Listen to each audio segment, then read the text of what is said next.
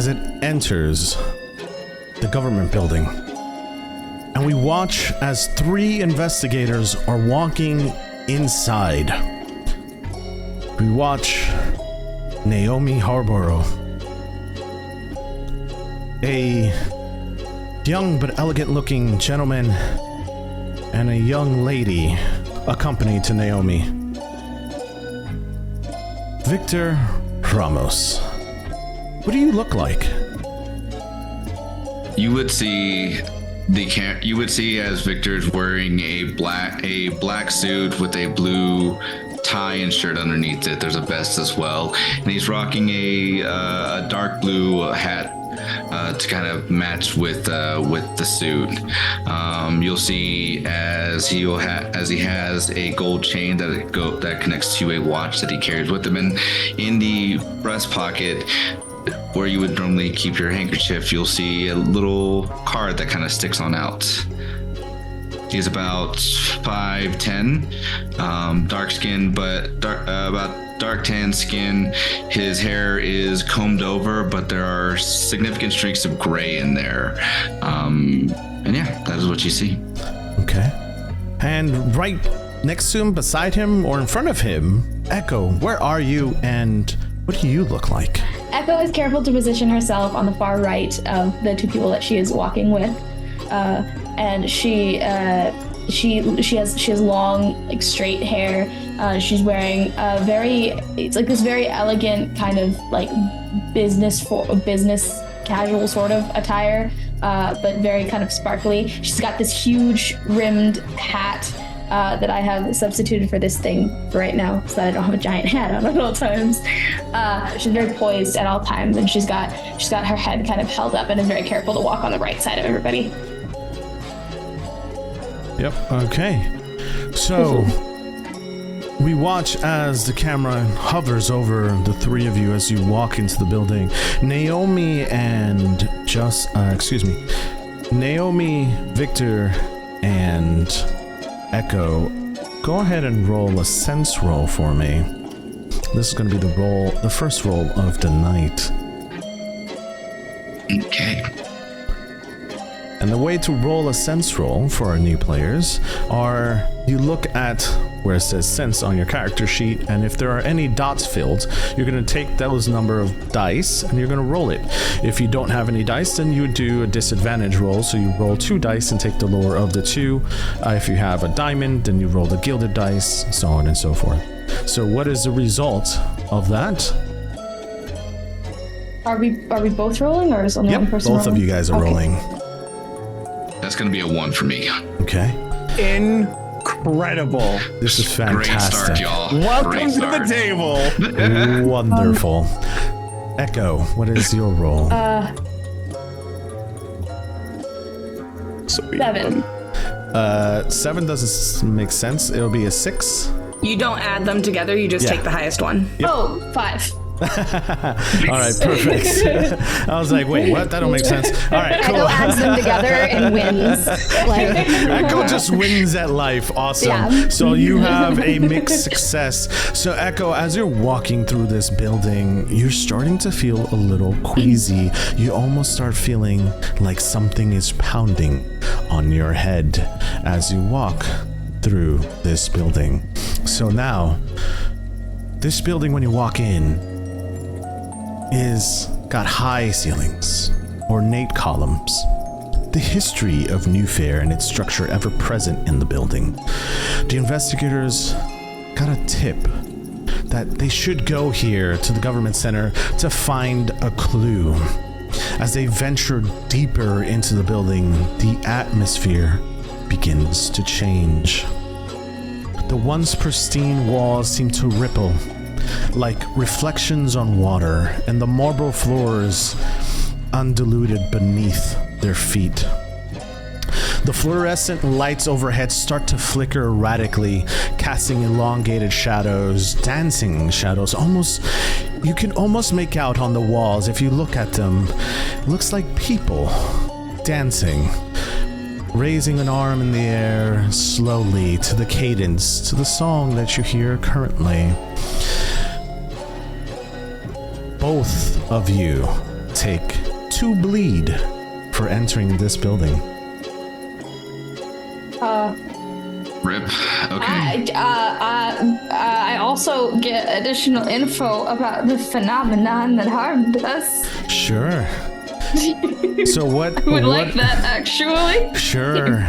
So what you notice is that the bleed that you took in this area is of dark presence. There seems to be something that is causing this whole area to shift. It's not a gas. It's a feeling. It's almost radiates off of a center point in this building. So what it is, you can't tell. However, you can definitely feel that it's the higher you climb, the stronger it gets, which means you're getting closer to the object that's emitting this. So the camera watches as they continue to press on.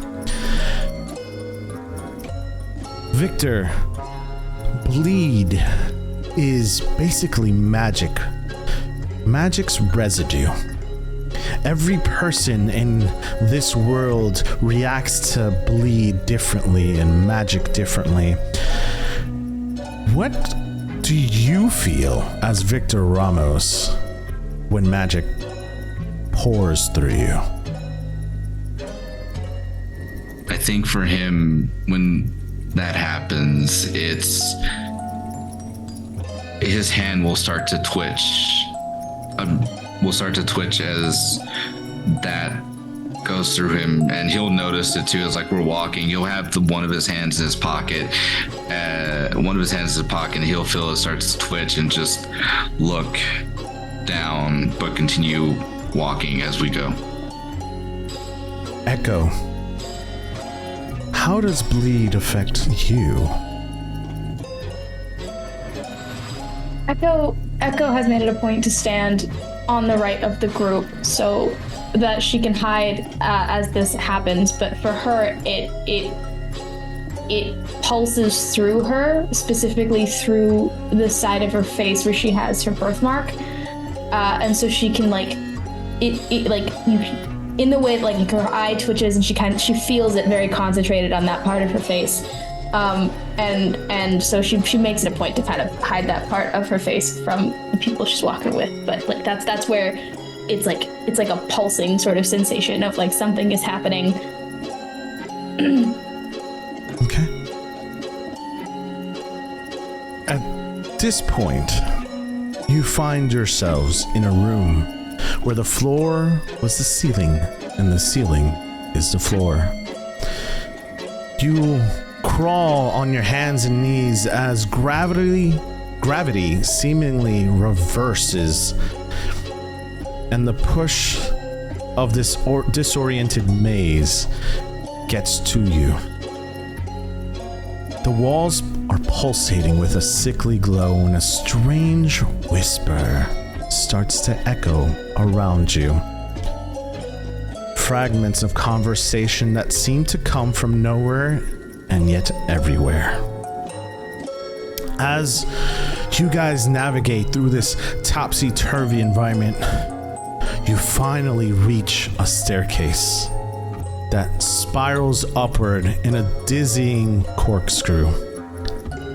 But as you continue to climb, the air seems to get heavier and heavier. The steps underneath you start to shift beneath your feet.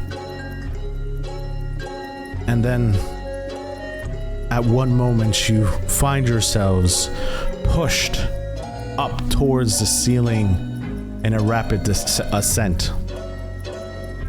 And you get to the top of the stairs. They emerge, finally, on the roof. When you go outside and open the door, the night air is cool and clear. A very much stark contrast to the chaos inside. The city sprawled below you and lights twinkle like distant stars. On the roof itself, there's a strange but surreal environment with sections that seem to float or twist in impossible angles.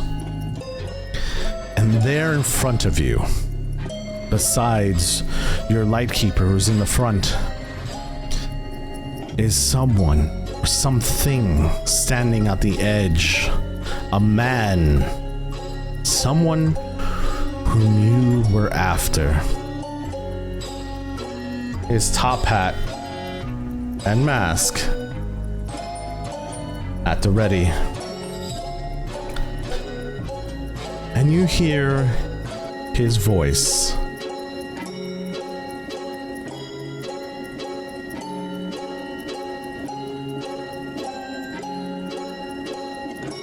Welcome, detectives! The Hatter calls out. You've done well to get this far, but can you handle this next act?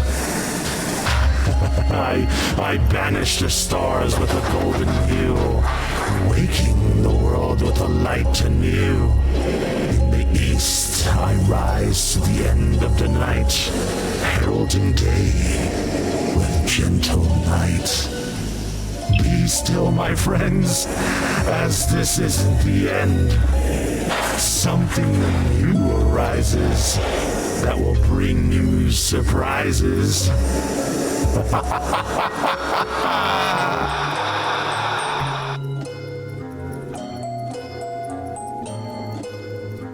And as you hear this, Victor and Echo,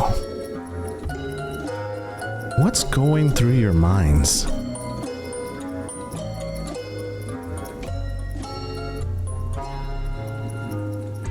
I think for Victor, as soon as he finishes, he's going to reach over towards his holstered pistol and bring it up and say, "This won't end well for you. We have you now. Come peacefully, and things won't have to get worse than what they are."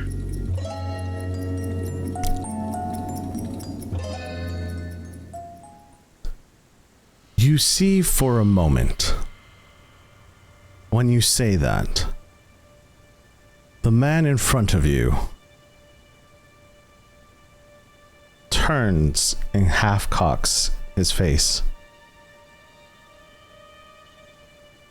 You see that he's not really paying much attention to you.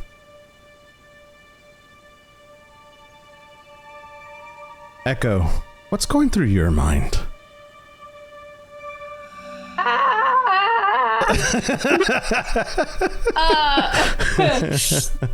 That's a fair response.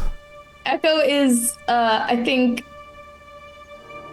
Echo doesn't really wax eloquent very often, and will usually kind of quietly stand by as the people around her will kind of talk on her behalf. So she's very much like, just gonna stand here while Victor says words, actually. And she puts her hand on the dagger she has on her waist, just kind of like as a the instinctive, this is like my protective thing. As she takes a step slightly behind Victor. Sure. If we're going down, you're going down first. I think probably during our adventures, it's one of those Victor will generally throw himself first before letting others take that hit. So it's very much like an accustomed thing where he'll do it. He'll make his shooting stance, just waiting for, and as long as he knows somebody's behind him, he's like, all right, cool. Echo's got your back, but will not be standing in front. Yeah, that's literally totally has my back. Fair. Yeah. Totally fair. As you step forward, Victor and Echo, you notice that Naomi reaches out almost mother-like, where she tries to protect her young, her people. And you can see that she's picking up something that you both are not. As she reaches across her hand to kind of push Victor back.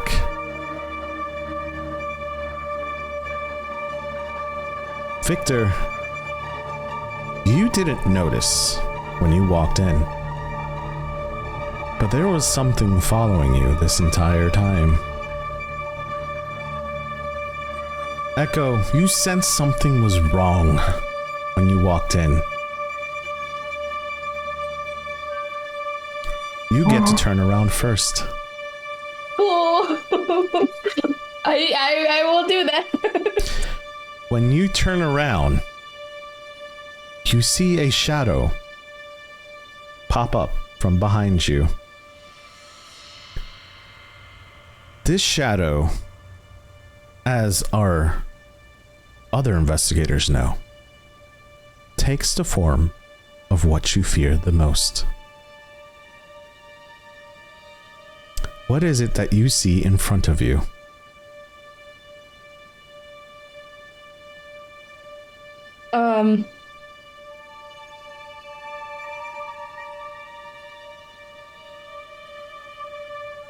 Is this shadow able to take on like abstract kind of?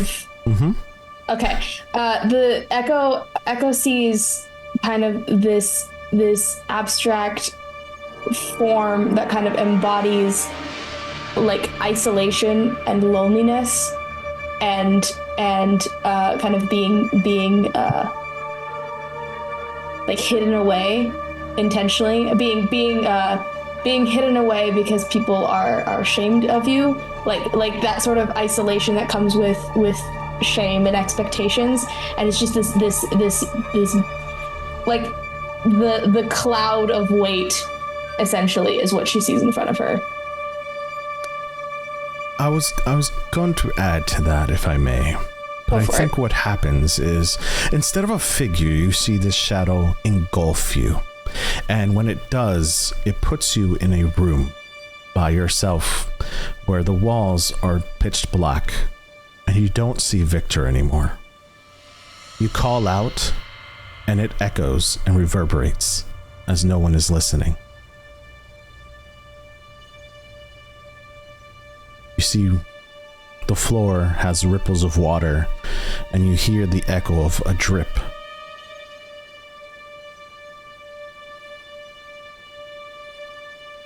Victor, the camera changes scene to you,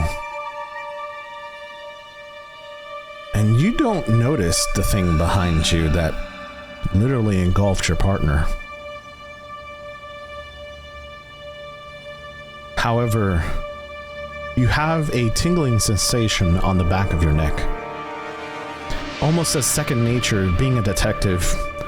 You may have not noticed it when you first got in, but now this thing is close and you can feel it like if it was staring daggers into the back of your neck. Do you turn around?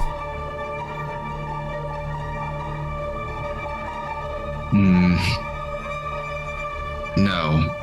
But what I will do is reach back to see if Echo is still behind me. You don't have to roll for this.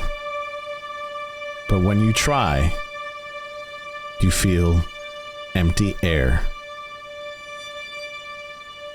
I think the moment that I feel empty air, that's what's going to cause me to look back. As you look back, the same question is posed to you. What is it that you see? I see an image of the very figure that I just had my weapon pointed at, standing or walking away with the bodies of Irina, my partner, and my sister Vivi slain.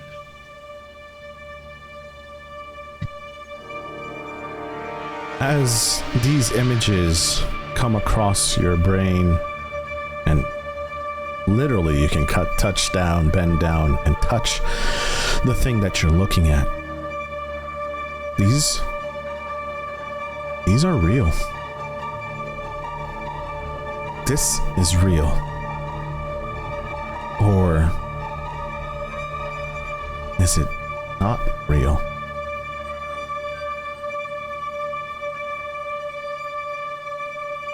At a moment, you both are starting, because of the immense pressure and the immense amount of bleed that is now surrounded to you both. You start to feel your consciousness go in and out. In the background, you hear Naomi pleading for you both to wake up. Your light keeper, person who's guided you in your dark times in the light, trying to get you both back. You watch Victor and Echo. For a moment, a hole is opened in your reality, and you can see Naomi pleading and your consciousness going in and out. As you watch the person who is standing along the edge grow in size and pick up Naomi by her neck. And the last thing you hear before you get out of conscious, or you become unconscious and feeling this immense pressure, is a scream.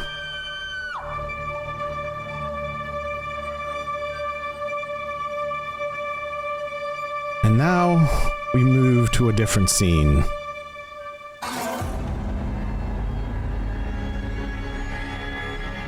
In the dim golden light of a hidden chamber, two figures sat at a long, elongated, adorned table. The room is a masterpiece of luxury. Rich with dark wood paneling and walls lined with exquisite oil paintings. Each a piece of different history, telling a story.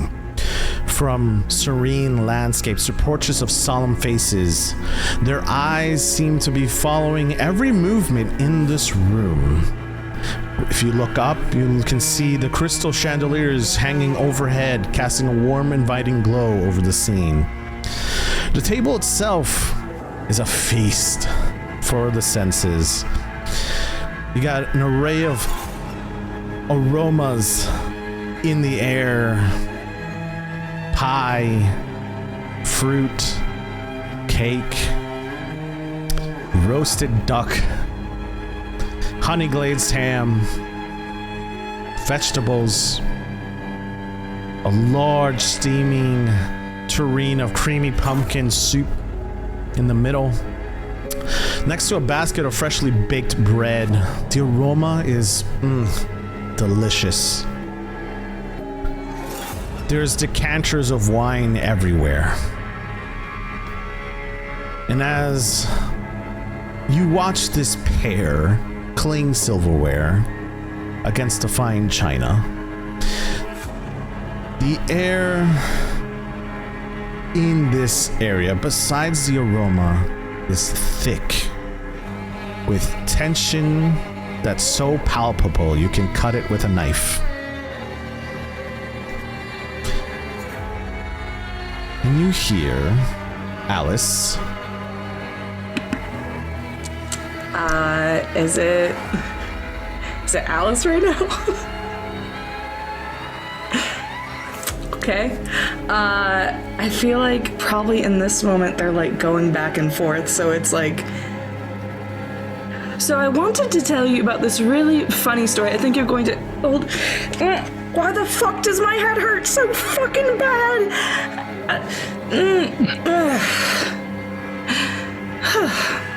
Really need to get that under control. So, the sergeant, he's coming at me and asking why I killed them all, and I'm trying to explain it's war, darling. Taking it so personal. I just...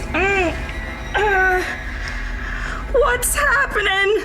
And she's just gonna, like, grip the table and, like, kind of be, like, screaming a little bit.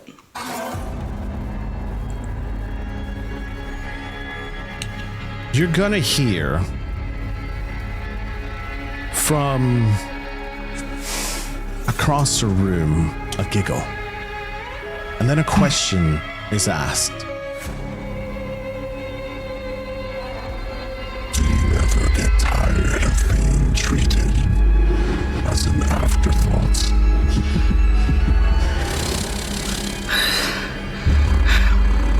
An afterthought?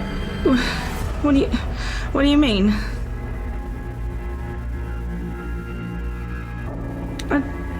Not an afterthought. Just hard to be around sometimes. You hear a giggle from across the room. Almost a slow clap. Alice, you recognize this person. He's skinny, pinstripe suit, top hat, slow clapping on the way over. What if I told you there's a way to keep... And he points towards his temple. That person locked away for a long time. They couldn't interfere anymore. Wouldn't you want that? Yeah, of course. But and she's like staring at the person. I don't necessarily know I can trust you. How do I know you'll keep your word? You're just going to have to play your cards right.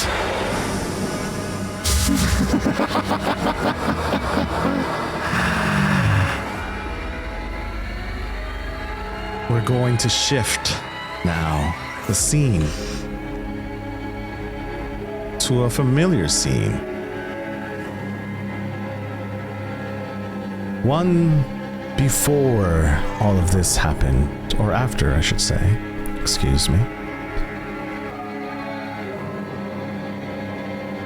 And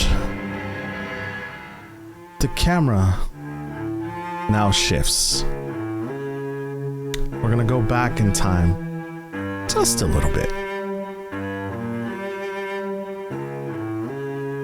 And we watch the sun start to rise. Behind the large buildings, we can see that dawn is just breaking, casting a pale light over the streets as we regroup with Mason and Diantha. Standing in the middle of the street. But the camera doesn't stop there. It continues to an alleyway where we catch a glimpse of a person walking over with his cane. Walking hurried to the government building. As the camera makes its way up to this person's face, we watch a face of horror come across a familiar face. The camera watches as Kaz watches his longtime friend, Naomi Harborough, drop to her demise. You can hear as he lets out a gasp from his mouth, and you hear a low whisper, "No." And a tear can be seen forming around his eyes. He continues to hurry out of the alleyway when he sees you, Mason and Diantha, who also watched this horrific scene unfold. You start hearing a very familiar sound in the distance. the bells of New Fair start to ring. A new day approaches. It is now 6 a.m. Yes. We need to get to the Aether Arcadia Arts. Alice is gone. Almost everyone.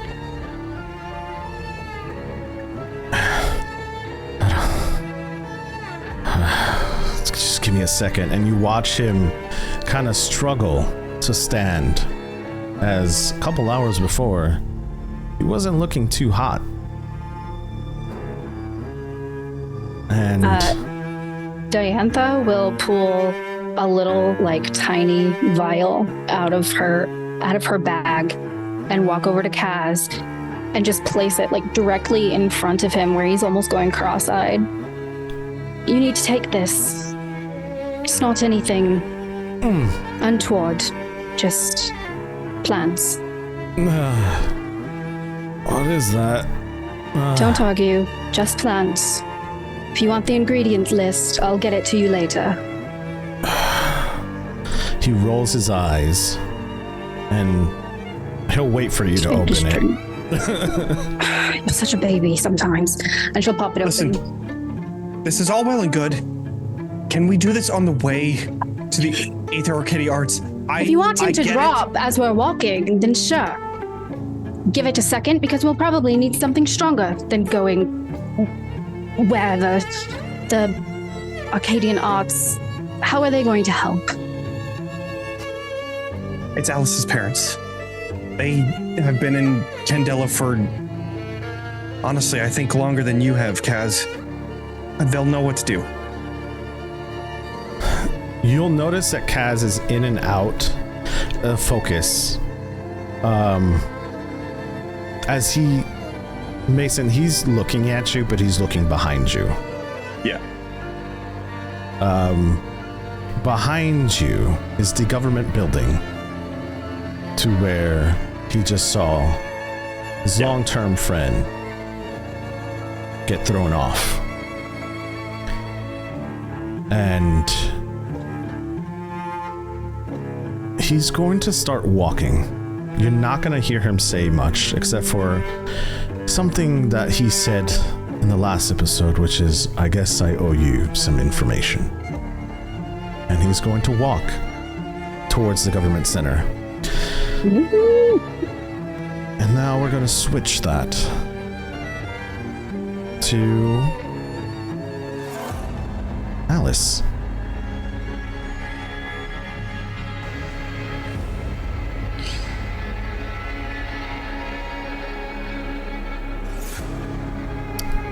Just to recap, Alice, a second voice came from the corner of the room.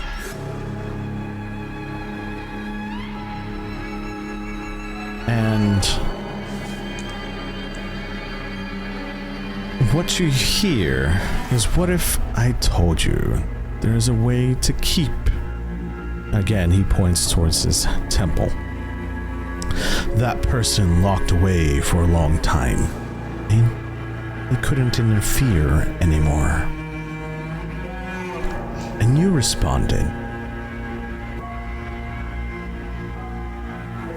How? Is that correct? Mm-hmm.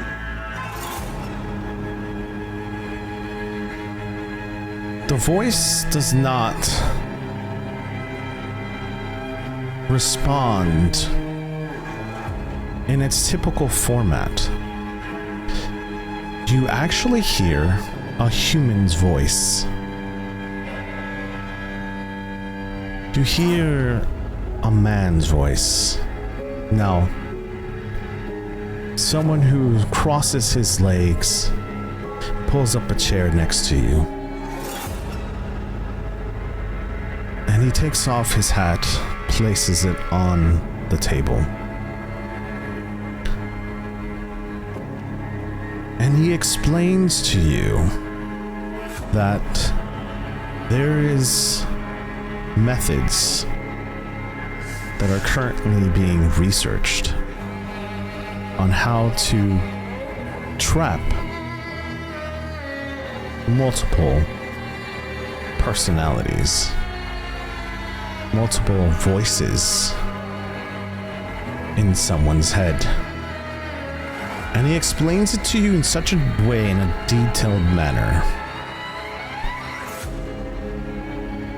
that it becomes interesting to you. Or does it? What is Alice thinking about right now? Well, it's not just a voice, it's a spirit. So I don't know if that's gonna be the same as trapping a personality. And she would probably like explain that and be like,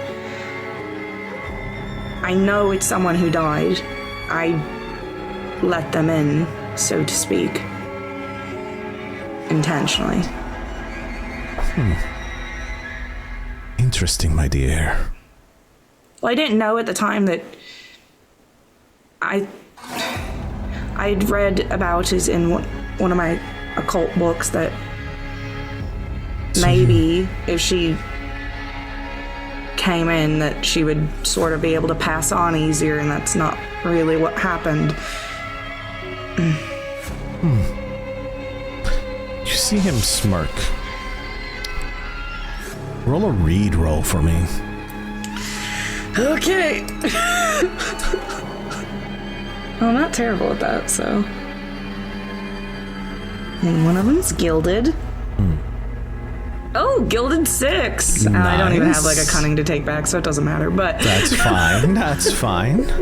So, what you're able to read off of this person now that's in front of you is that he is genuine when he mentions these things. He is genuinely telling you there is a way to trap. Am I getting like mad scientist vibes, like because they care more about like the project they're working on than anything else kind of thing? No. No? Okay. No. He is genuinely trying to help you. Okay. As a person. You notice that he drops the facade. The voice that you've heard over now multiple times is not there. You can understand him. He's Why are you helping me? Person. Why do you care? We all lost something. What did you lose? It's not of importance right now. Seems important if you're gonna do something to my brain. I've lost someone. This person that you're talking to has no idea what your name is, by the way. So what you're going to hear is pure coincidence. And you hear him say he lost his Alice.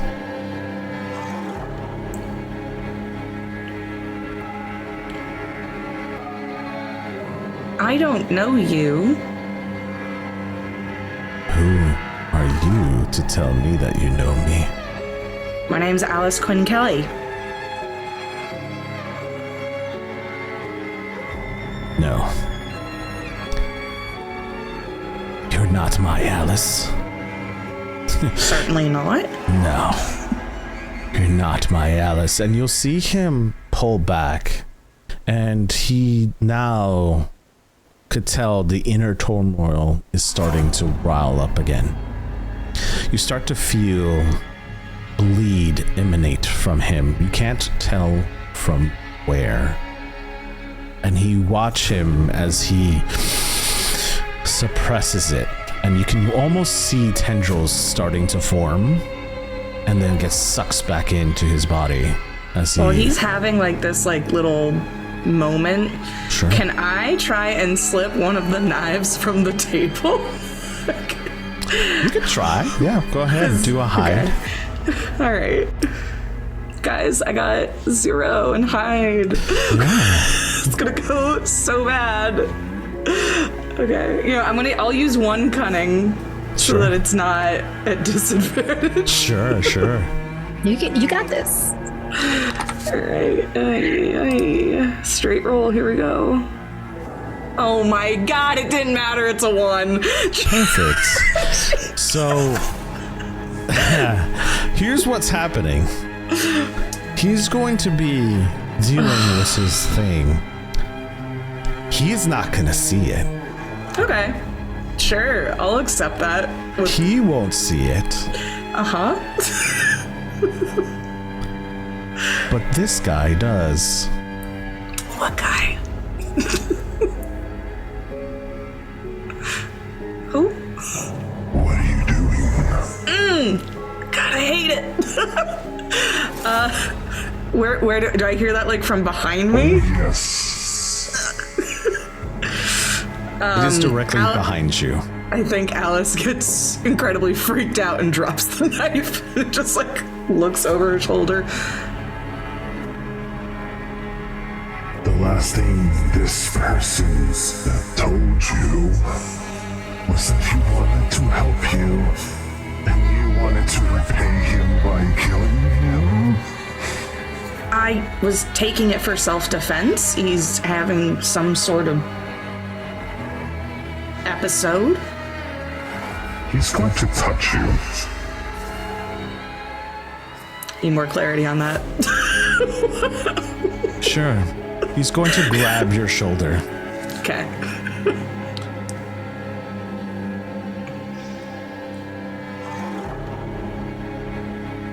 Go ahead and roll, or he's going to attempt to grab your shoulder, excuse me.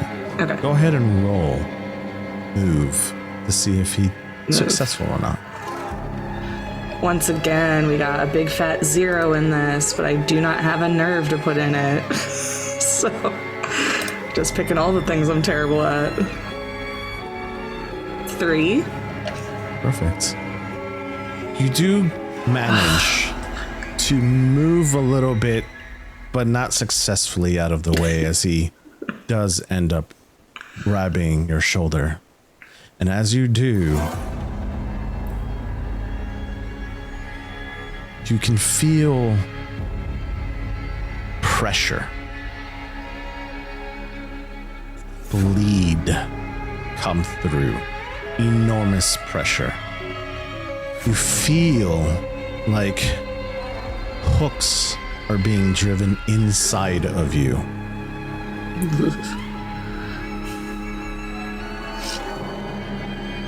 Go ahead and make a focus roll.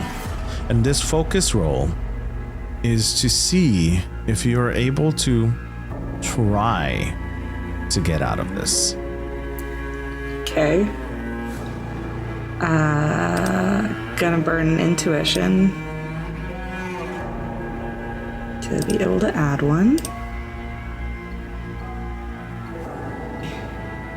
Please be good. 6 on a gilded die. Okay.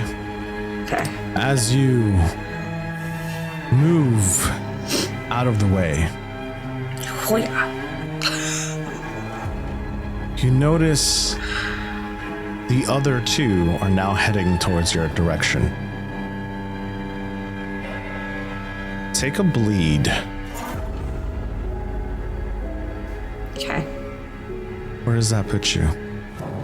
2 in every category. Perfect. How does bleed affect Alice right now?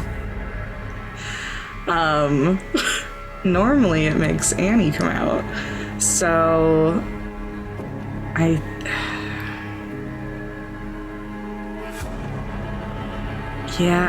feel like, especially given all the stress, it's probably Alice gets tucked away given everything that's happening. So she just kind of like sits up. Cause much better. What And she's just like looking up at the person next to her and then the people in front of her. And so, sorry, that was rude of me. That's much better. So You know what to talk about. we were talking about locking people away, though. Can we go back to that conversation? Yes. That's exactly what we're talking about. How might we do that? How might we do that? And do you have the supplies with you now?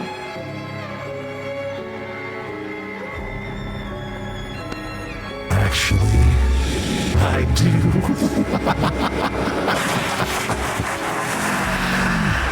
Why don't you follow me and we can take care of that right now?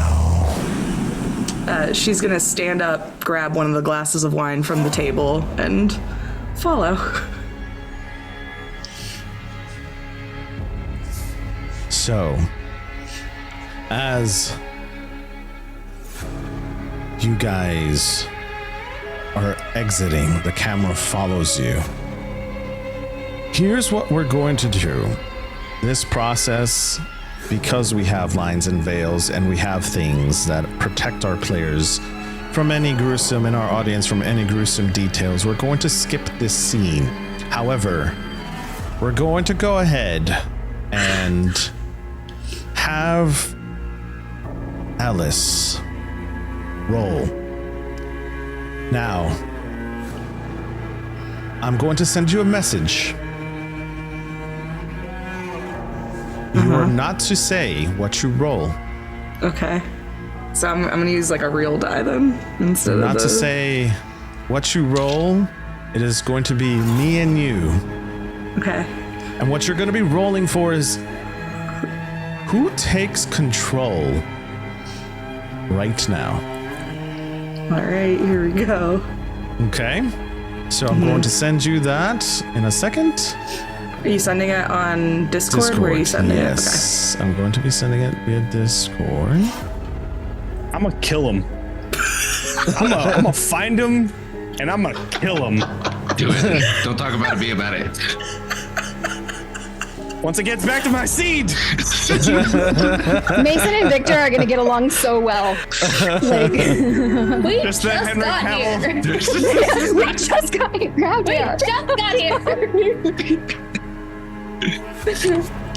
Ooh, I'm gonna get him. Okay. Perfect. Thank you so much. As this scene finishes, out emerges the person. And you'll notice that the three are there. They take a glance at you, they nod, and they start to walk away. However, one of them turns back and gives you a doorknob. A doorknob? Okay, I take The it. doorknob is explained to you that this is similar to what a veil can do. It's a one-time use.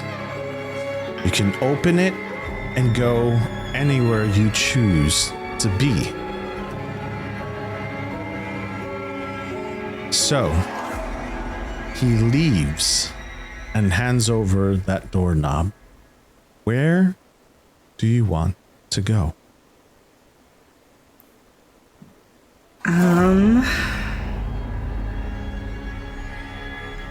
I have no idea where they all went. Correct.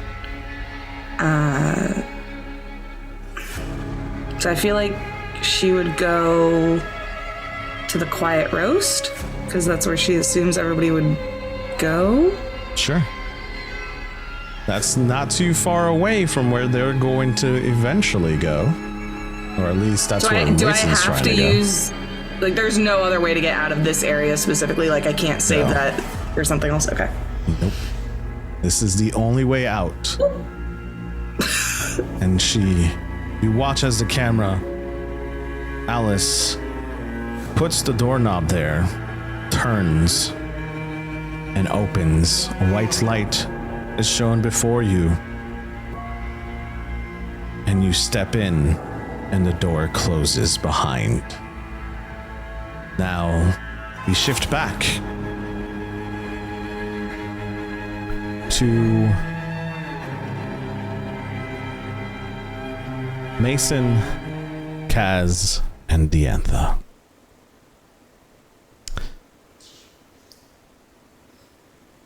We watch as Kaz slowly walks, and during this time, he is talking to you and explaining things. He's explained where he's been. And in this conversation, mid-sentence, he stops.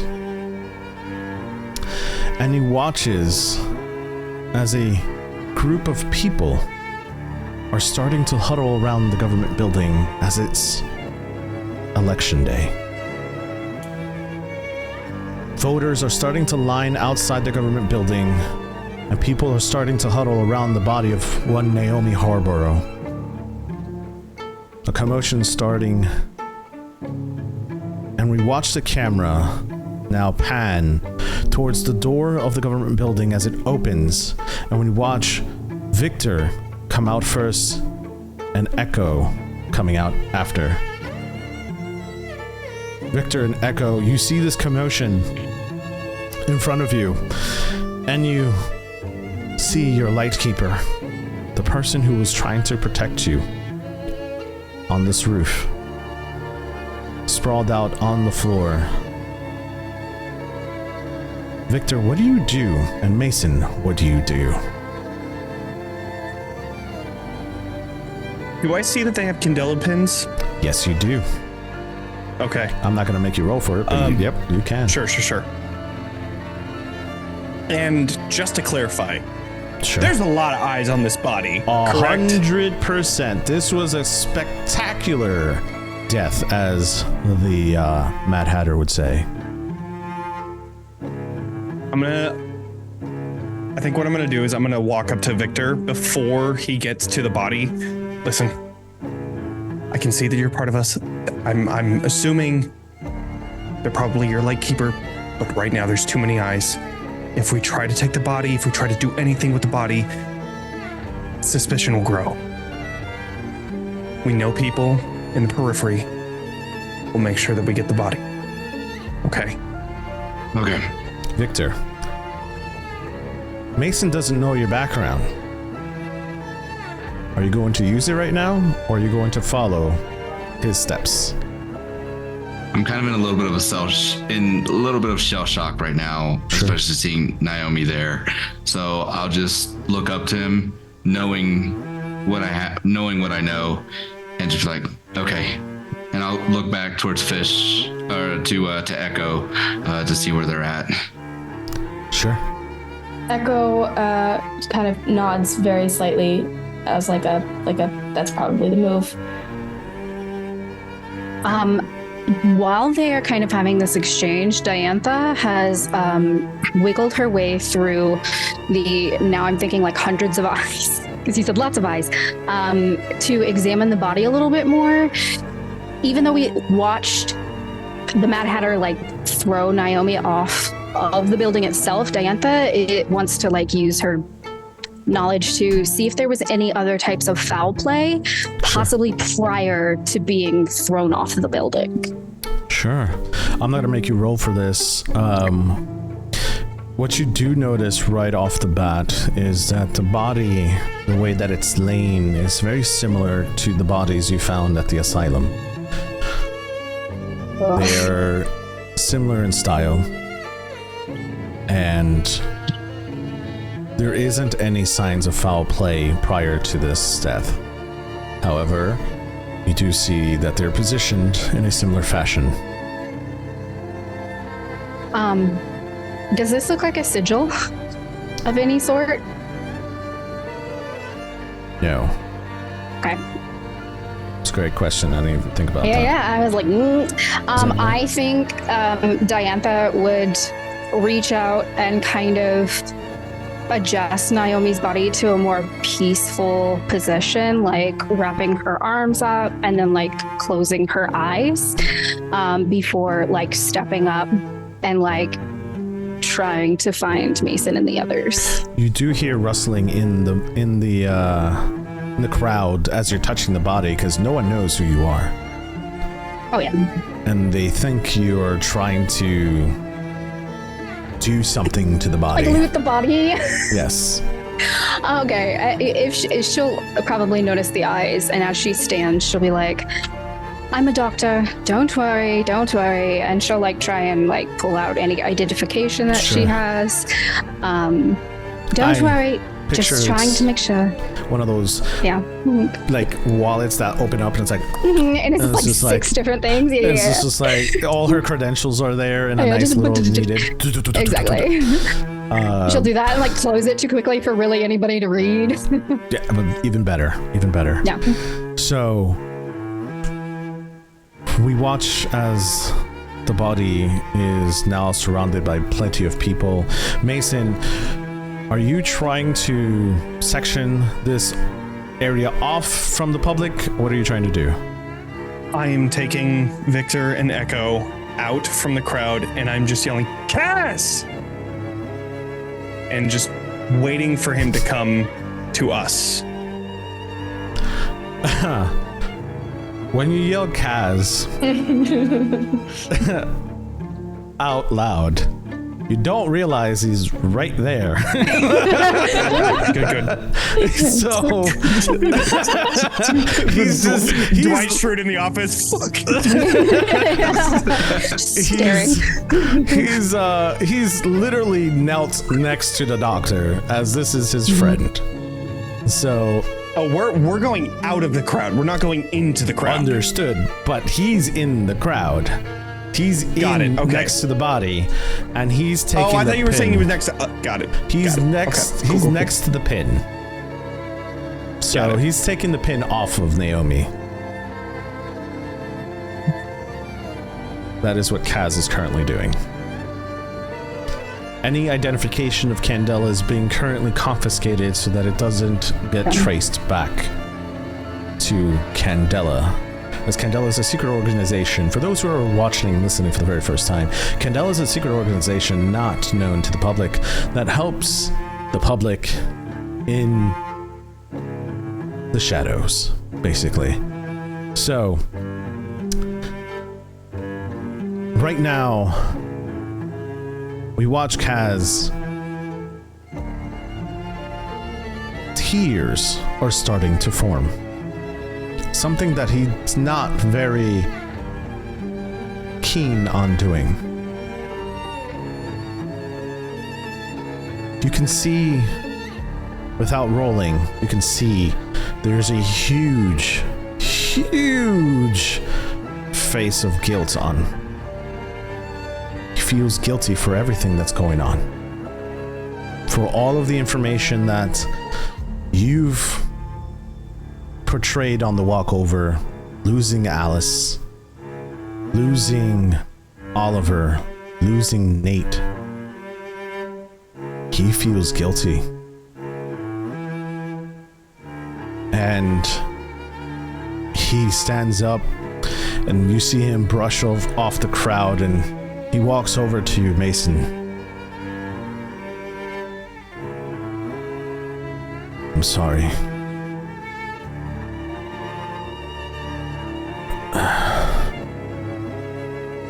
Yes.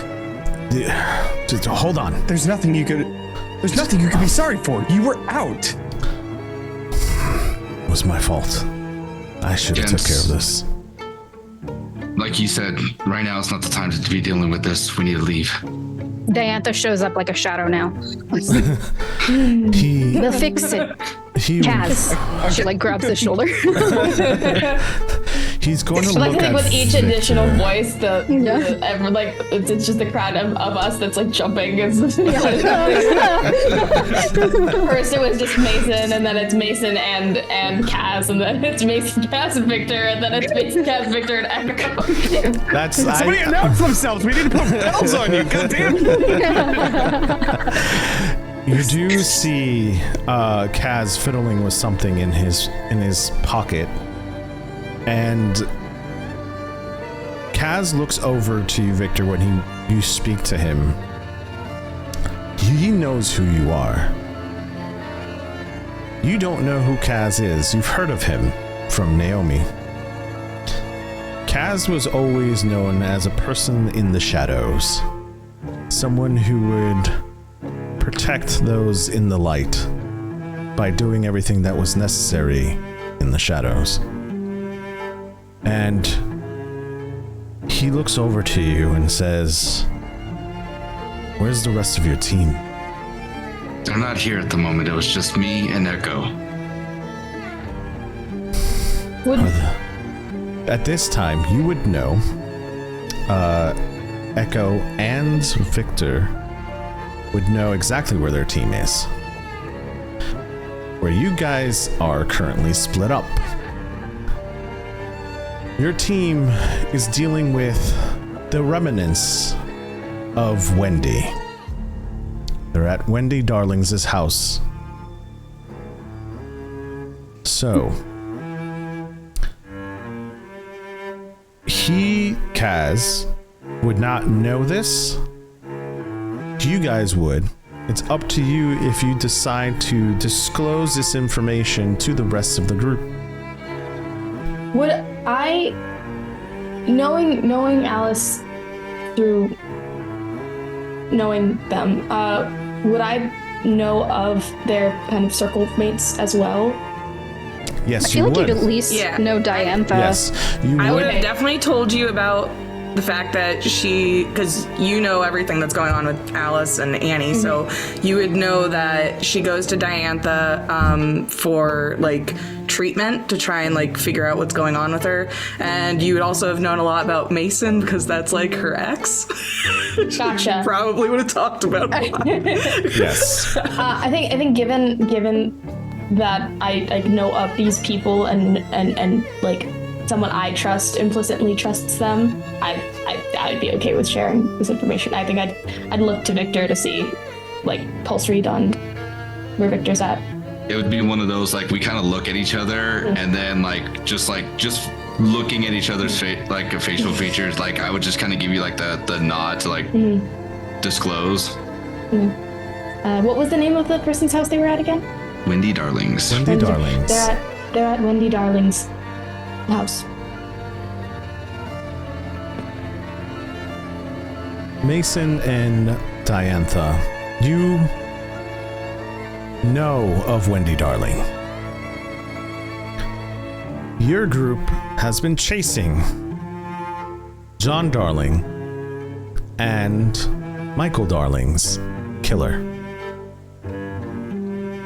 This would be a good time for the group to decide what they would like to do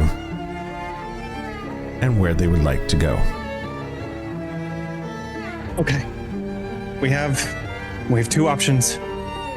One of them is the Aether Arcadia Arts. God damn, I need to tell them to change that name. Aether Arcadia Arts. It's probably something up your alley, Echo. I've heard that you had a connection with Alice, but it's her parents' shop. Or we can go to the Quiet Roast. That's our chapter house. Kaz, We can patch up, regroup, and go out. I trust Kaz. Kaz I don't would- know Alice's parents. Kaz would get up. As soon as you say the Quiet roast, excuse me, Kaz will put on his hat that he's taken off and say, "That's not where we're going. That place isn't safe anymore."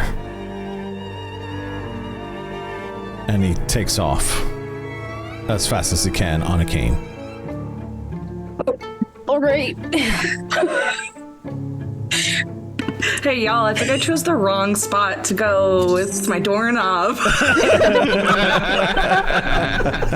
Oh geez. Yes. So, Kaz continues to walk towards the direction of the art gallery. And you can start hearing the streets come alive in New Fair. It's a new day. This day is full of what's supposed to be happy news, exciting news, as we are going to celebrate the day that we get to vote. Today that we get to participate in our democracy and choose the next governor of New Fair. But the camera chooses to look away from the group that is walking towards the arts gallery and focus in on the building behind the government center. You can start seeing the crowd starting to line up for the elections. And now you can see that there seems to be people arriving to take care of the body and whisk it away.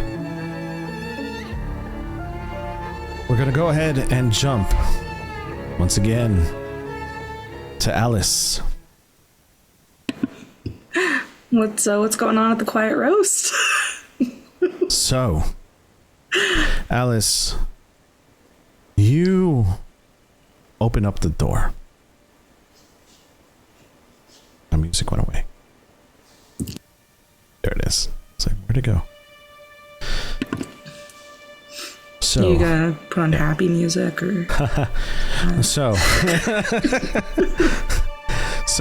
the door opens, white light is shown. When you walk into this light, memories start to flood your brain. You start thinking about a little bit of everything. Think about the relationship between you and Mason, Kaz, Diantha.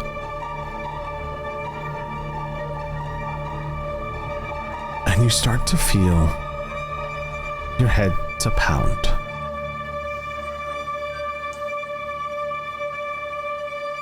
A little voice, what seems like forever, starts to come through. And a memory floods your brain. This memory, a happy one. Memory of what seems like a long time ago between you and Mason. What does that memory look like? Ooh, okay. I don't think every phenomena that Candela encounters is like a mortal danger. Like, those are the stories that we focus on, but I think some of them are kind of like, there's just like a cute little gremlin that needs to be taken out of the house or something. And I think maybe on like one of those less dire missions, it's like their other two circle mates are like somewhere else in the house, and it's just like Alice and Mason like kind of like messing around as they're like looking for like this gremlin and just kind of like giggling to themselves and like having like fun with it and like not as serious. So it's like still work, but it's like they're kind of goofing off at work. Mason, you're in this memory. You're not with her right now, however, you can participate in this memory. What is some of the things, I think Mason, that you say? When we're in this room together, is just looking through stuff, trying to find some sort of bleed. Has a bleed detector in his hand, which is his locket with Alice in it. And as he's walking around, is just finds a box of weird props and pulls out Alice, and then he's turned around. First you might be scared because Alice, Are you? And then he turns around, and you see like these eyeballs on the little springs just bouncing around. I just like take like a little like paper notebook and throw it out. Like, what are you doing? We're supposed to be looking for gremlins. I don't know. I'm a gremlin. You found me. Ooh. All right, I'm gonna catch you then, and then I'm just like gonna put like her arms around him. Like, I got you. I'm containing the bleed. Well done, Candela member. Well done. And then Mason will lean in for a kiss. Yeah. Yeah. Do you accept it? Yeah, of course. Just asking. Gotta ask. Gotta ask. Aw moment. Oh, there's an aw moment in chat. Got one sweet moment in this entire sweet campaign. moment. As the memory Just one. What? as the memory fades in and out, another memory comes in. This of your parents. Okay. What is your dad doing right now? Oh gosh. I think he is probably telling like a long-winded story about being in the jungle somewhere looking for some kind of artifact. And it's probably a story that Alice has heard 200 times, and their mom is like just equally like super in the story, and like they go back and forth, and Alice is just sitting there like, yeah, y'all are a lot. I think at this moment, your father sits you down after telling you the 20th time this story. He says, in a very good Irish accent that I'm not going to mimic, No worries. he's going to say, darling,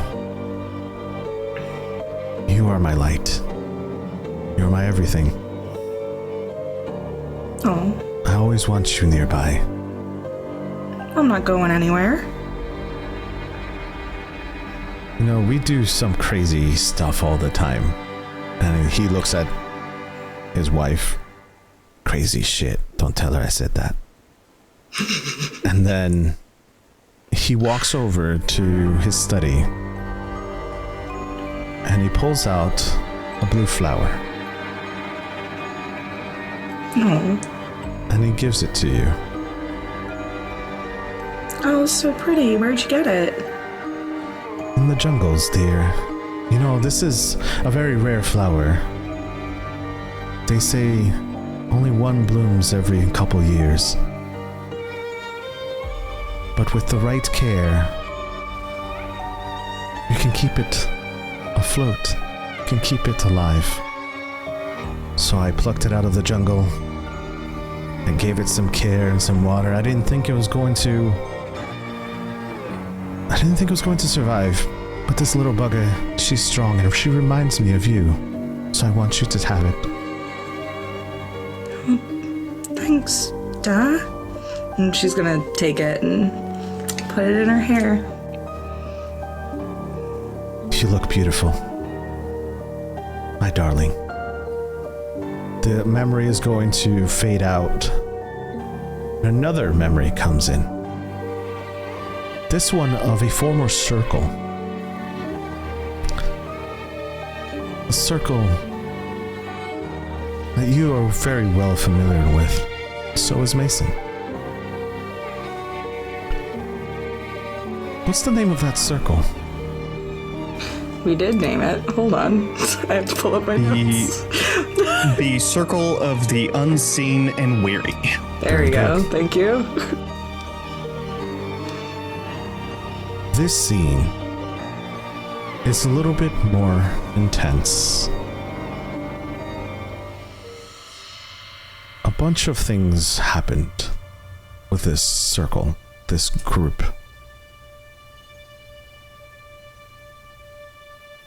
And as Mason and Alice gather together, you see your other 2 members of the circle.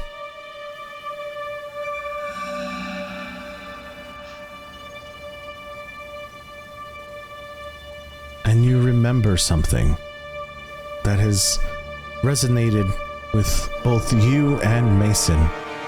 That's said by your good friend, Adrian. Also played by Aetherius, aka Soon. And this message is sent to you from Aetherius as his character. Oh, it's gonna make me cry.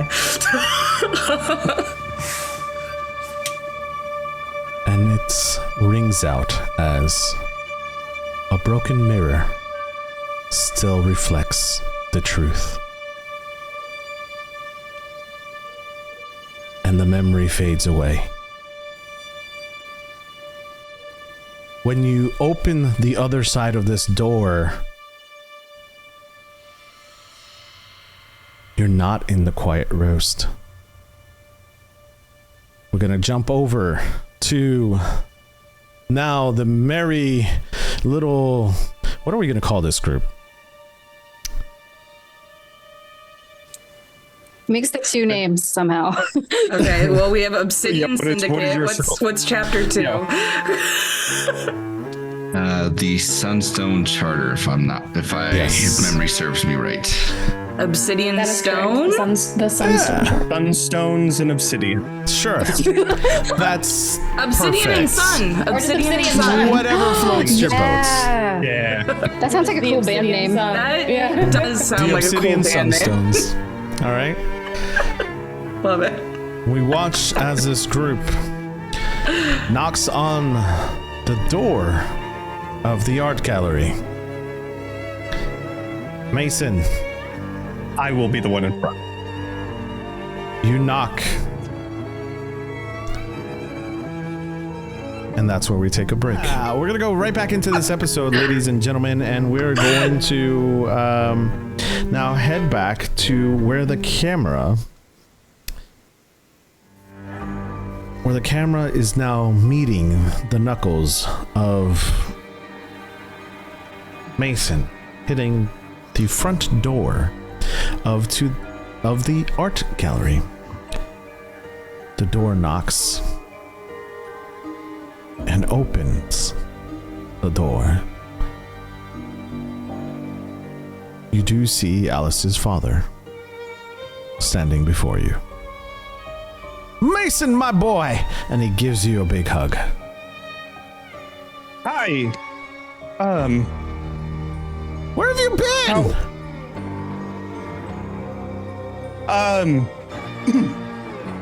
I've just been working at the Quiet Roast. Been working a lot of late shifts, so.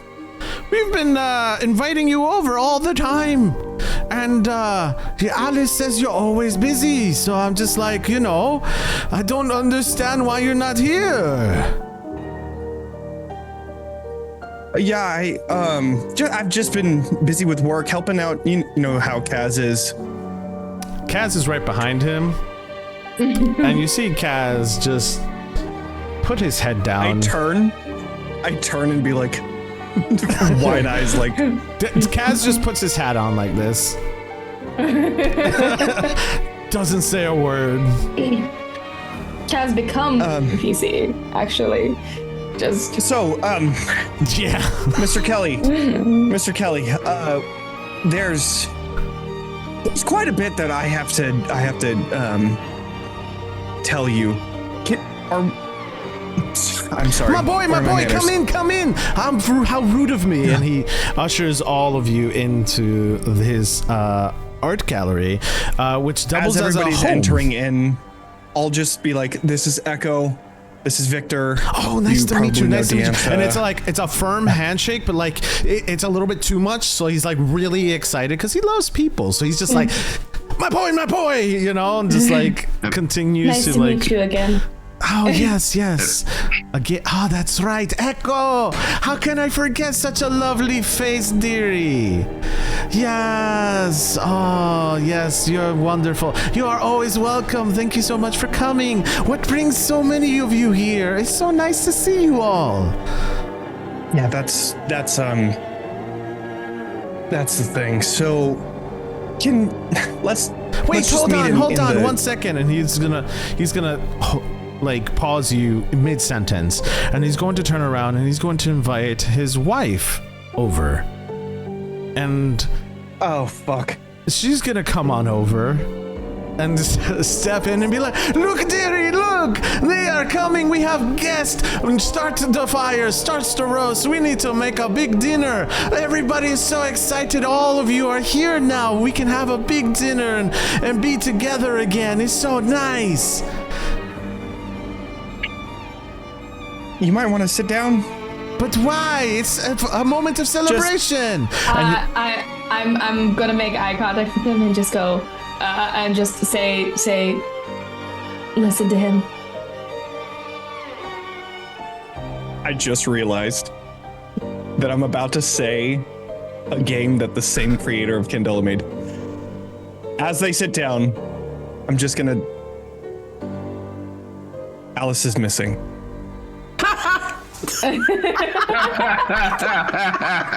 That is really good, actually. That's for you, Spencer. Oh my gosh. Only here at Candela Obscura. So, as you say we're just that, texting. as you say that, and it comes out of your mouth, you're gonna notice that her father looks at you really confused because he just spoke to Alice a couple seconds ago and she's upstairs. I know that might come as a surprise. We were on an assignment. Something grabbed her, took her out. I don't know where she is, and I'm trying very hard to find her. She's upstairs, man. What are you talking about? And you're going to hear him say, Alice, dearie, come out of your room. You know you've been hiding up there for way too long. And I'm sorry for butchering the Irish accent, but we're doing our best here. And just keep saying it's Irish. It's fine. Okay, it's an Irish accent, all right? Accent. And I'm Hispanic. I'm trying to do an Irish accent. It's not working. You're doing amazing. So it's gonna mess with mine. We're going to. That's the hardest part. The camera's going a little bit to pan up the stairs. And it's going to go underneath the door where Alice's room is. What we're going to find there is Alice. Nothing a wrong. camera Yeah. pans up to some feet and slowly makes its way. As it pans wider and wider, and we see Alice sitting on her bed. However, the Alice that we are seeing is not the Alice we know.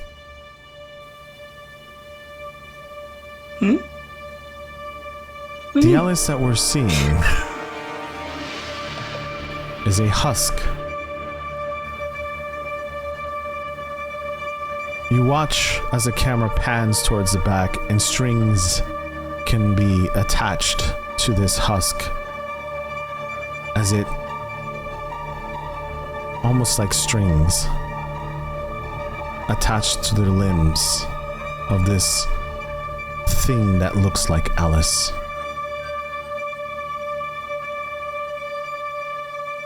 And as it follows it to the window, the strings, I mean, it continues to go down the streets, far away.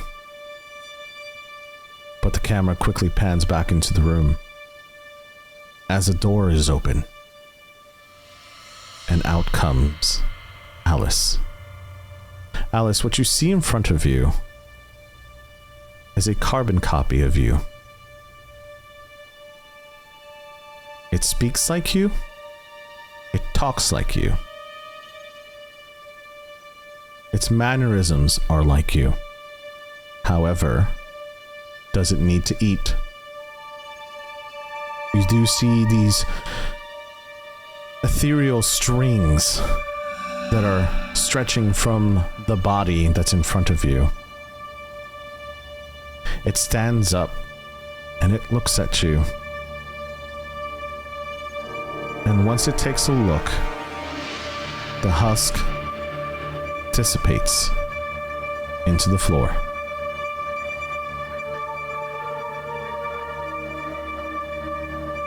But before it does, you hear a familiar voice. One of the 3 voices you heard.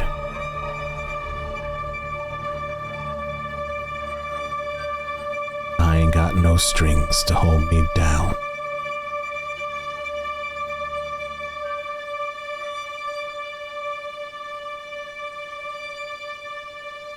And you start hearing your father call for you. And then quickly begin to hear the sound of footsteps rushing up the stairway because that is what Mason's doing. At this point, I'm like just out of what happened to me, right? Yep. Okay, so I assume like I'm woozy and or have bandages? Nope. No? Okay, Nope. Just kidding. Ignore that. Echo is hot on Mason's heels. Like, Echo. right there. Echo, you did not feel the presence of Alice. You and Alice have a connection. Immediately as you walked into the house and you noticed that the father said Alice was upstairs, you know better than to say anything in front of her father to worry her. So the moment that you saw Mason run, you ran right after him. Right. Seconds ago, as Alice walks through that door, you feel her presence.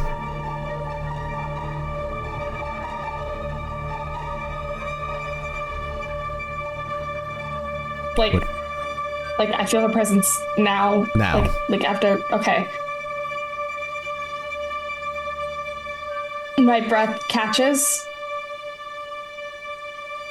as I'm trying to like understand, because she just walked out of her room door essentially, right? No.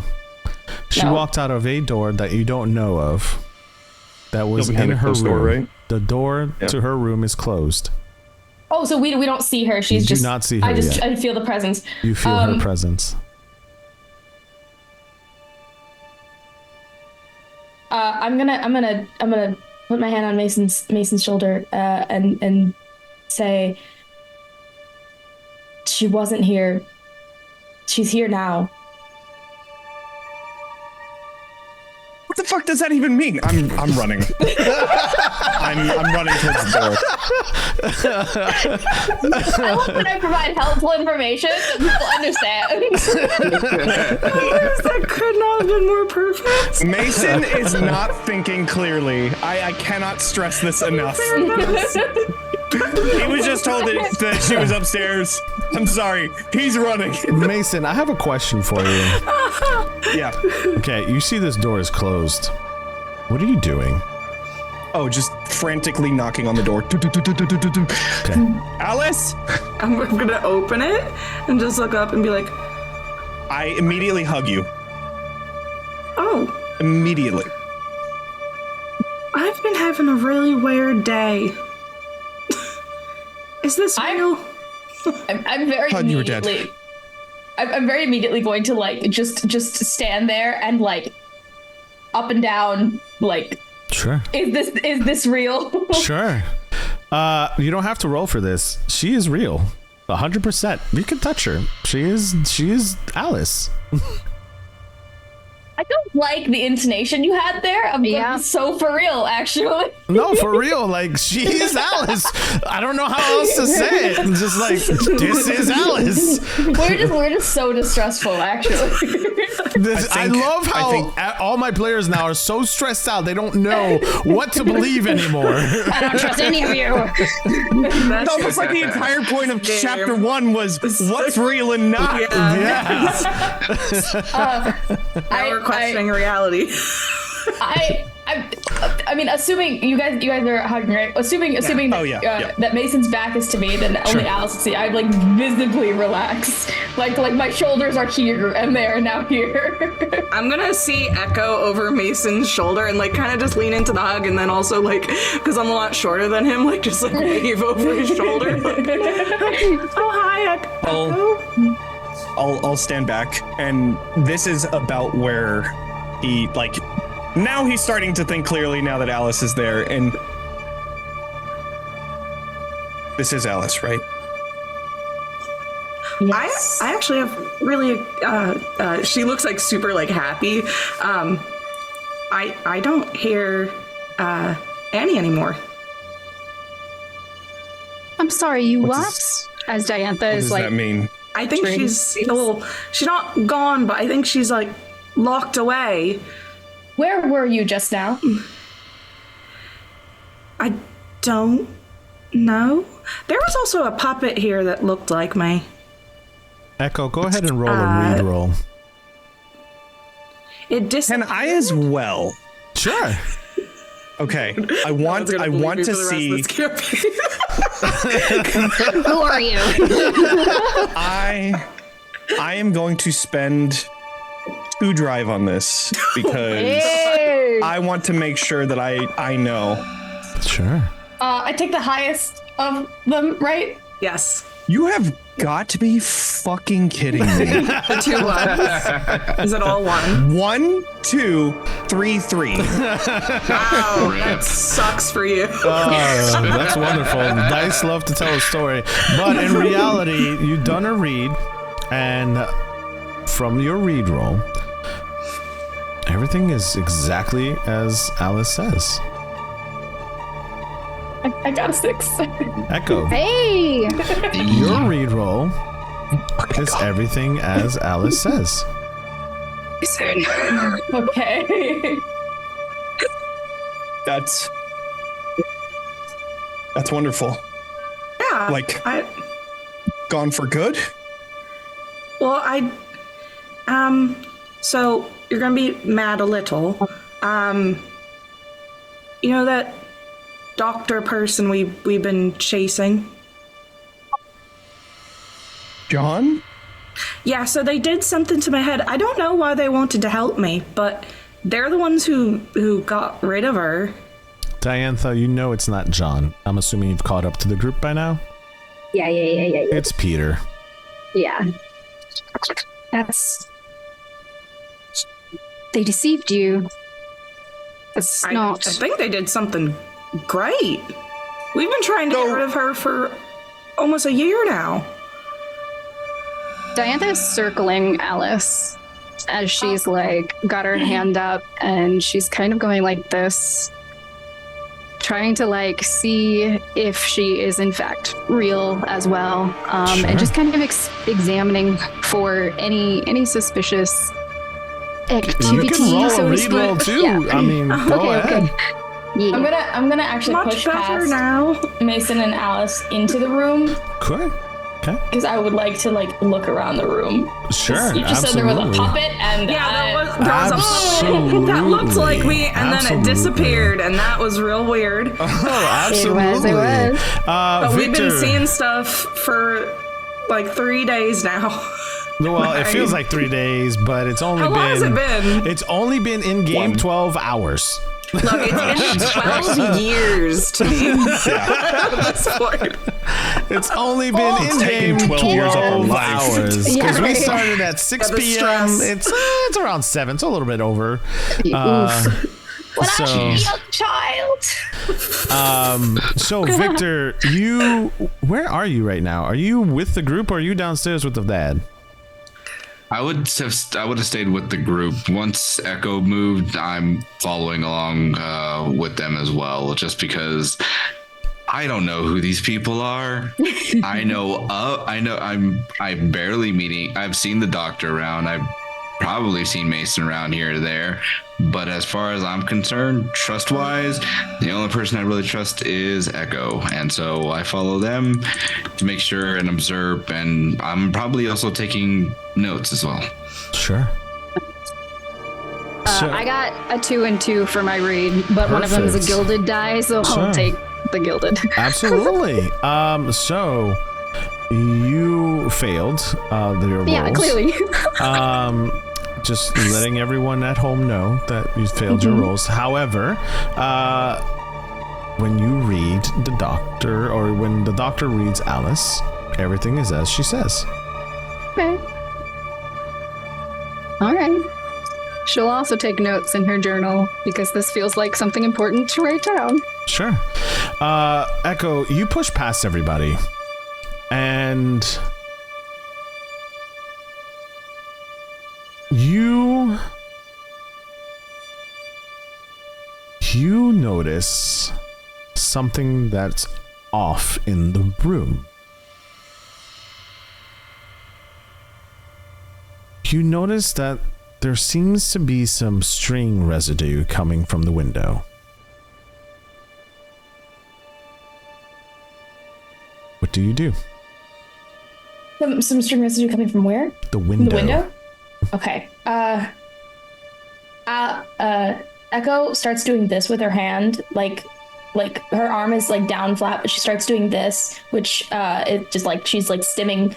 She's very nervous. When she gets like nervous, she starts like fidgeting with her hand, and so that's kind of the visible indicator that she's caught onto something and she is like nervous about it.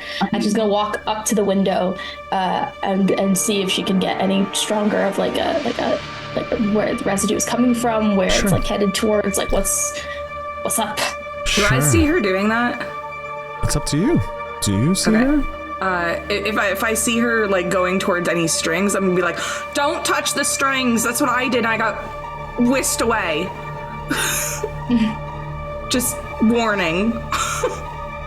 Hey, I won't touch them, but I will stand very near them. I know we both like to touch things. I'm just saying. I appreciate this is one thing you don't want to grab. I totally would have been all like,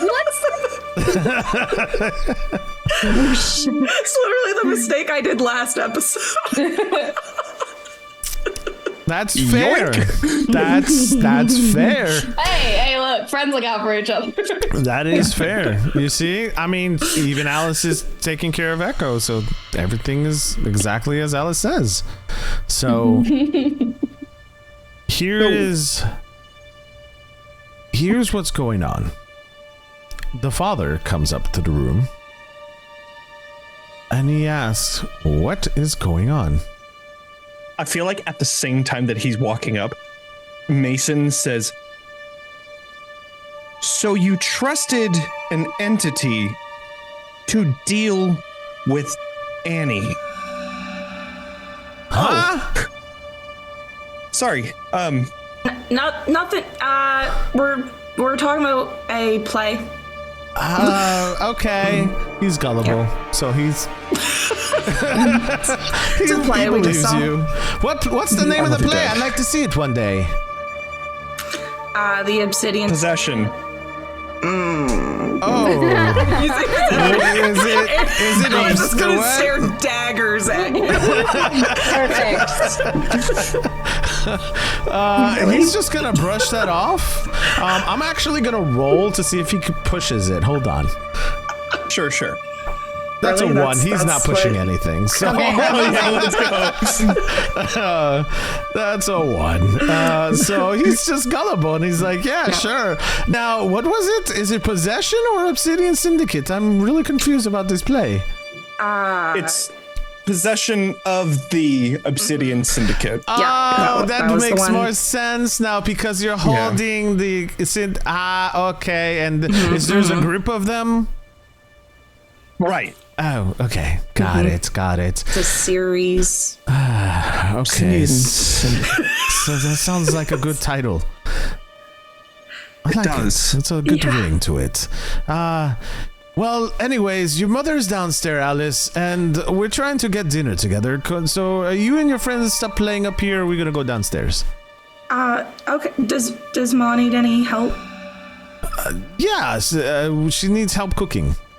Okay. Alice is gonna be like, we should, and then I'm gonna go help my mom in the kitchen. Echo, are you going to stay upstairs or go with the group? I can't hear you. Oh. You're muted. I keep muting. Could it be all like, oh, that way I don't accidentally interrupt the scene and then just start talking? Same. Absolutely am staying upstairs. Absolutely. Okay. I think as Alice kind of meanders away, I'm gonna try to make eye contact with Mason and Victor, like something's up, and I'm gonna figure out what's up. Sure. Hey. Looking back to Alice walking down the stairs and Echo. Then back to Victor. You got this. And then I'm walking down to follow Alice. There. Diantha will stay upstairs.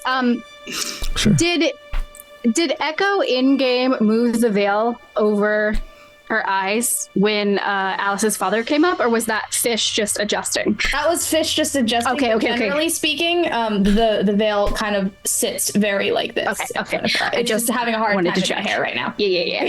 I just wanted to check. Yeah. Sure. No, for real. I was gonna bring it up. Well, the thing is she has been making a point to stay on kind of the right side of the group every time that we walk around. So you would definitely pick up on there being some sort of weird. She has a weird thing about this side of her face. Okay, perfect.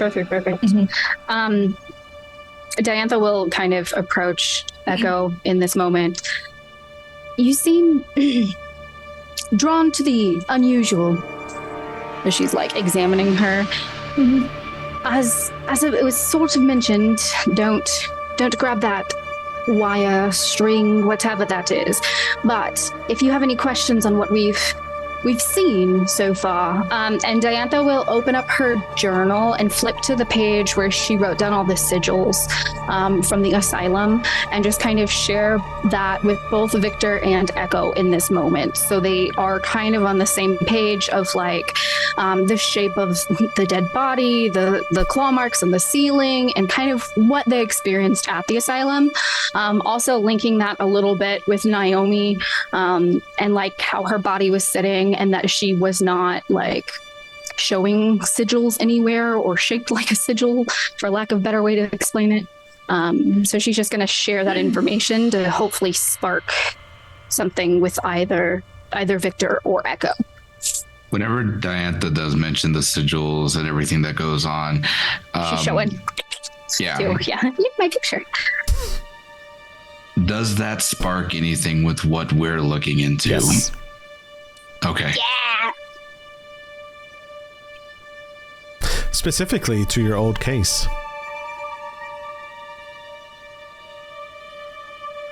I would probably then at that point, like you'll see as you're note taking, you'll see me pull out a little flip book, and I'm also like drawing as best I can those same sigils.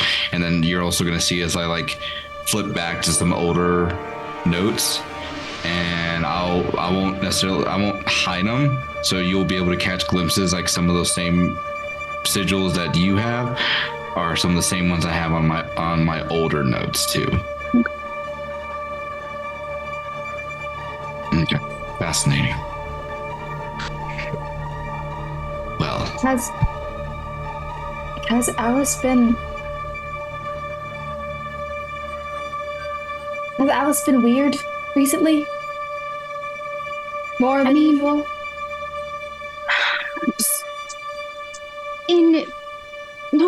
I wouldn't say more than usual, but a little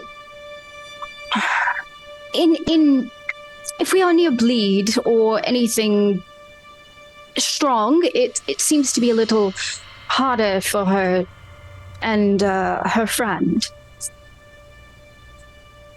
So I don't know what she's told either one of you. As she glances at Victor and then Echo again. Echo goes, I'm aware of many of the details that many of the private details. Of her friend, yes. Wonderful. I am mostly concerned with the fact that prior to us making it to this door, like, and she's gonna gesture to the door of the room, be like, Alice wasn't in here. All right. And there isn't really I'm assuming there isn't really like a door or anything, an additional entrance via this room that she could have entered. So as soon as Alice walked through, that door disappeared. It's gone. Okay. There's no additional way for her to have spontaneously showed up. Whoever pulled her to the roof of the asylum brought her back somehow. We'll just have to keep an eye out on how specifically. Okay. If we take out, if Diantha took out her bleed detector, would she be able to kind of find some remnants of bleed in these areas that are not the strings attached to the door? No, window, sorry. Go ahead and roll for me. Okay. What am I rolling? Be more specific what you're looking for. We can.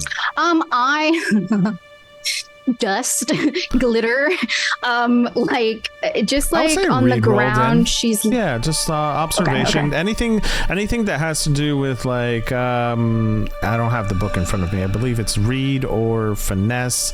Anything to kind of really focus exactly that. Focus on. Is there any way I can help with this by pointing out the additional Sure, absolutely. How are you going to do that? I'm just gonna point out what I've kind of sensed in terms of when I was looking around the room in terms of the string residue by the window and the spot where I was kind of gravitating towards. Sure. So she'll be able to zoom in a little bit more on those areas that Echo helps her with. Mechanically, Echo, since this is your first time in Candela, what you're doing is you're adding a drive to Diantha's roll. So you would take a drive out from that focus roll. So if you have one, take that out. And Diantha, you will roll an extra die when you roll. And Victor, do you want to help out as well, or are you going to kind of look on your own? I'll probably help out as well. Okay. How are you going to do that? Just any way that I can assist Echo with whatever that they do. I'm less in tune with anything. What would Victor do? As your background, what is your background? My background is more in being a detective, being a sleuth, being able to spot things and really do really doing more investigative stuff. Okay. So you'd be looking for finer details within the clues of you using your years of detective work. You're trying to look around to see anything that's out of place in this room, anything that may spot your eye, because human behavior always has a pattern. When we go and brush our teeth, we put things back in the same spot. We go and move things around. Dust may be not settled. Things may be moved around as we continue to do our daily lives. So that's a great way to assist with this role. And if you have a drive as well, take one out from that location. And Diantha, you would add another die to that roll. Awesome. So in total, I'm rolling 4 die. Perfect. I'm going to pass on the gilded because it was a 1. Okay. So I got a 4. All right, perfect. So that is a mixed success. And with a mixed success, what you do gather around this room is that the room looks like a normal room. You notice that when things are in this room, they're put away. Alice, what does your room look like? I'm going to let you describe your room. What does your room look like? It is not clean. I think it's kind of like a peek into like her scattered brain up until this point. So you have like half of the room has like scattered painting supplies, a lot of like watercolor journals and things like that, lots of like hand-drawn things and like paper flowers that have been made and put around. And then there's also probably a vase of like real flowers somewhere. And then there's probably also like an area with like ticket stubs and things that her and like Mason had gone to or something. And then the other half of the room is going to be like pristine. And there's going to be like also notebooks, but they're like perfectly stacked. And there's like very similar to probably what Diantha has. Like there's like some journals like that, but they're like kind of very neatly tucked away. So it almost looks like two people live in this room. No. No way! Wild. That's insane. Okay, so what you pick up, Diantha, from besides all of this, is that things aren't always what they seem. And you notice that some watercolors made its way over to the pristine side of the room. Okay. Like they could have been knocked that direction or shifted that direction by some kind of force. Sure. So she'll follow the trail of watercolors. Echo, your head starts to pound. Ooh.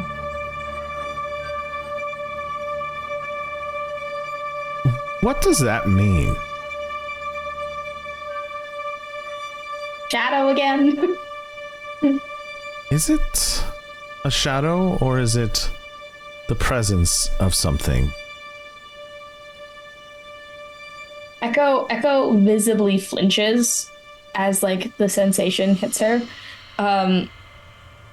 and has very quickly come to realize that this sensation is usually indicative of something there, something kind of lurking, and so she's gonna, if it's like directional, like it's coming from a direction, she's gonna try to look in that direction.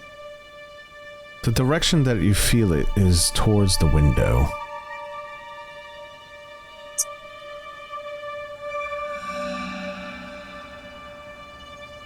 Is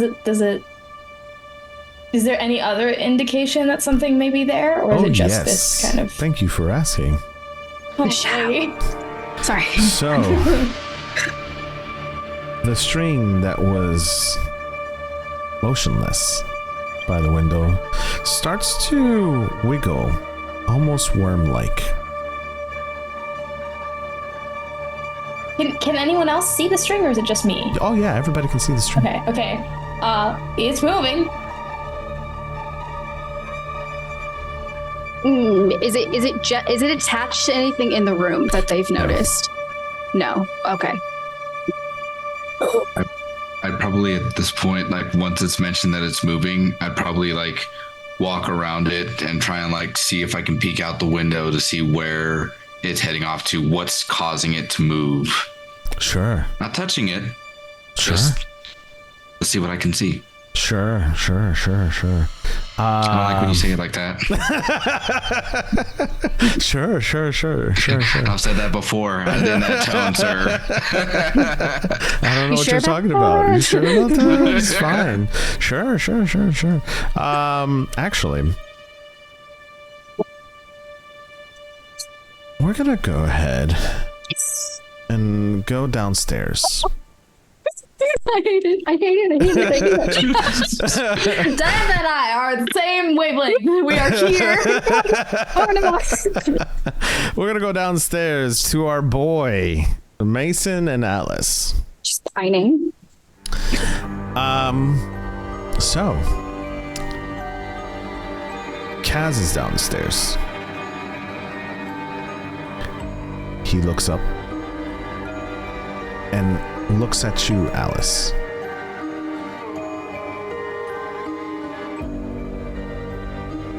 Without a word, he comes up to you and he stops in front of you. And you've seen this expression before. He's not very good with words, but he's asking for permission to give you a hug. Oh yeah, Alice gives him a hug, and then after like a few seconds when they separate, she grabs a potato and a potato peeler and hands it to him, and then it's waiting for Mason to come down behind. Get to work. Mason's helping out in other ways. Mason has already gone to the parents and been like, okay, well, just like old times, how can I help?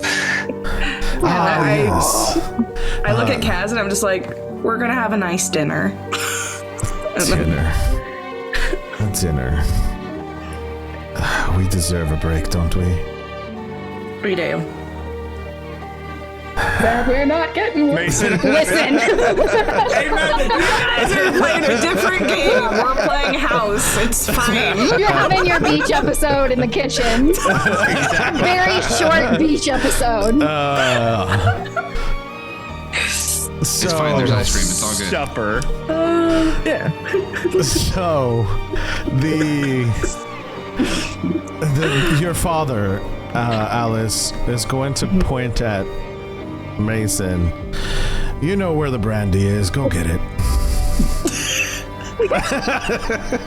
So good. Best thing I've heard all night. All right. So, Kaz, you can see, is still fumbling in his pocket. And as he's fumbling in his pocket, he looks up at Alice and he notices your flower. Mm-hmm. And he comes over to you and says, "Thank you." What are you thanking me for? You didn't even need it. It was the thought that counts. All right. You're welcome. I'm not good at this. I already told you this shit. Shit, God damn it. And he's gonna go he's gonna walk off and go to Mason and look for the brandy. You find Mason with, there's just like a beverage cart that's out in the main, like the living room area, while everybody else is in the kitchen, and he's already pouring himself a drink, and then sees you, hands it over to you. He's going to look at your glass, and he's gonna, you missed a spot, and hand it right back over to you. Oh. My bad. And then I'm gonna take it. Wait, Alice's face is gonna like pop around the corner real quick and be like, just to be sure, please make sure there's no scarlet in it or something. What? No. Oh God. No, because they got spiked before and they went off to go get alcohol and she's like, Jesus Christ, like wait. I mean, He spit some of it out, so he's like, Just like, I don't know how you would double check that, but For those who are watching for the very first time and are wondering what the hell is Scarlet, I highly suggest you go back to episodes 3 and 4 of our Candela series, as it talks about Scarlet. Scarlet is a hallucinogen drug in the world of Candela Obscura. So, our group... We're upstairs I would freaking just out. love, I would love for Y'all are that to happen. downstairs. That's all. it would be not good. No, thank you. He just All the kids do not need to be doing mushrooms around the parents. We don't need to. Agreed. No.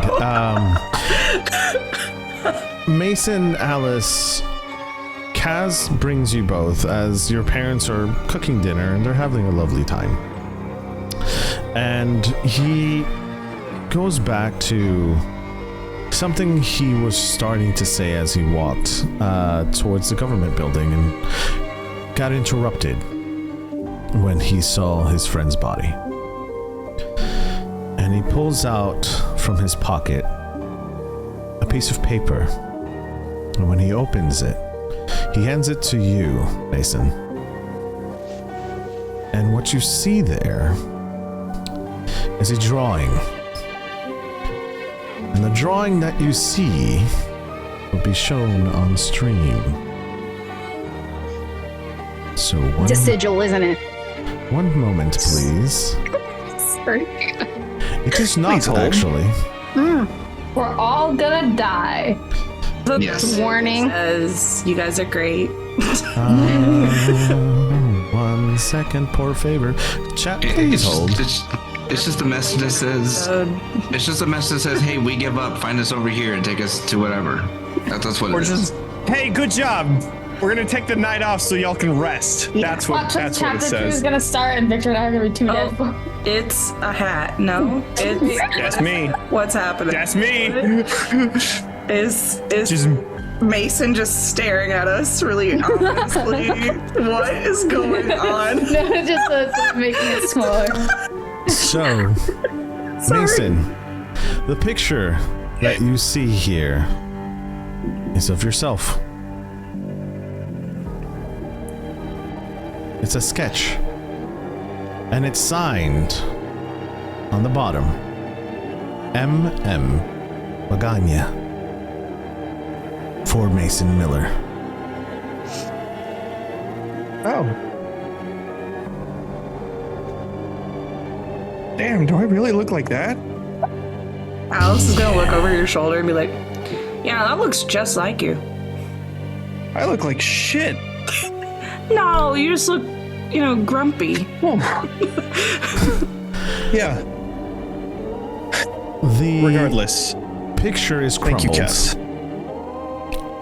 Do you draw this, Kaz? And he says no.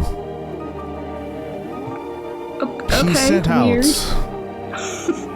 He set out a couple hours ago to go find someone by the name of M. He took someone with him. Victor, you would know who this is, but you're not here. You're upstairs. The person he limbo. took with him is Vivi Escape. Vivi Escape. Another member of the Sunstone Charter. They sent out to go look for this person. And they found her. The one thing that you will find out from Kaz is that Kaz went out to look for her because there were rumors in the dark about someone who could see potential futures. And she cannot tell you the whole future, but she sees the people that are involved. So he brought you the picture and explains what it is. This is for their circle. This is... I don't think I've ever met this person before. Is this why?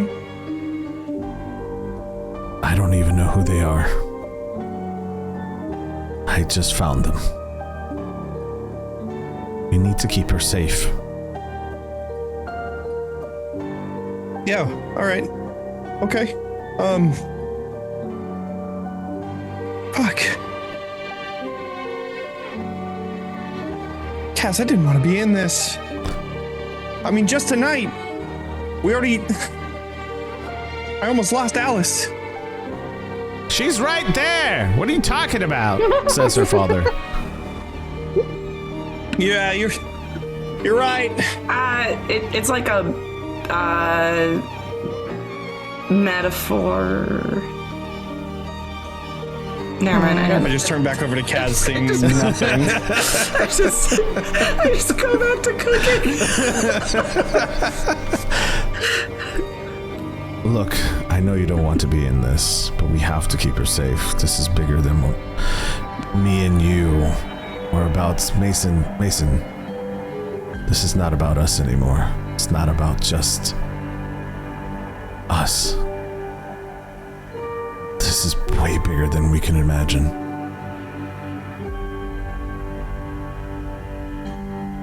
I'm going to take a second to look over to Alice. I don't know if she's looking this way. I think she's literally just cooking with her mom. Like, I don't know that she's necessarily paying attention to this conversation. I think she's, like, very relieved and, like, trying to be normal for 5 seconds.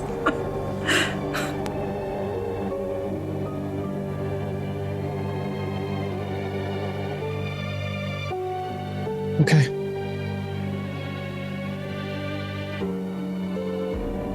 All right. God damn it. What do you need? I don't need anything from you, my boy. What I need is for us to find the other circles. According to this person, this goes beyond just us.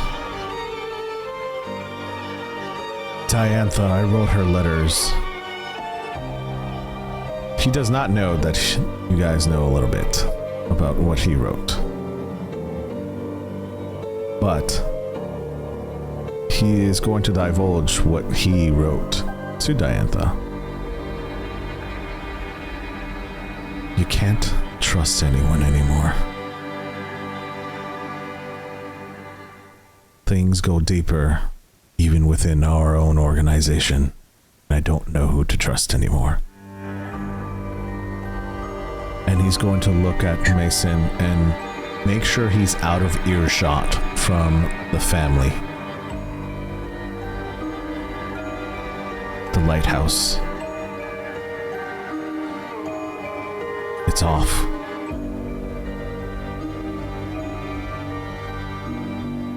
Wait.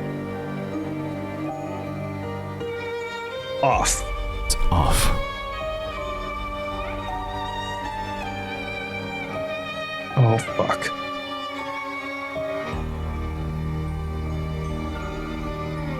Okay. Okay. Yeah. Fuck. By that time, you hear, "My boy, you okay over there? Do you need another brandy?" Yeah, just, grab it. Do you want a glass? Can I have one, dear? No? She says no. I'll have one for you. Okay. Make sure don't get into the other one. That one's old. Tastes like vinegar.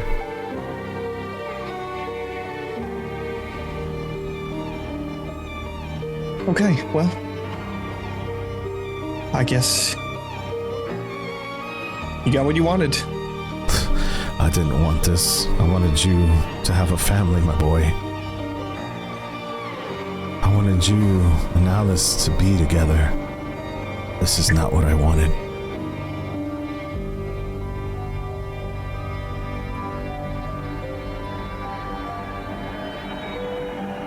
Well, no matter what, we need to get some food. We need to get some rest.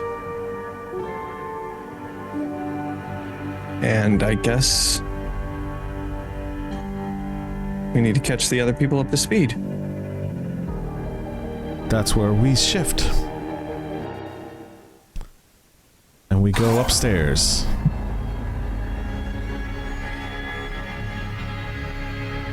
Victor, when you said you were going to peek outside the window, describe to me how you are peeking outside this window.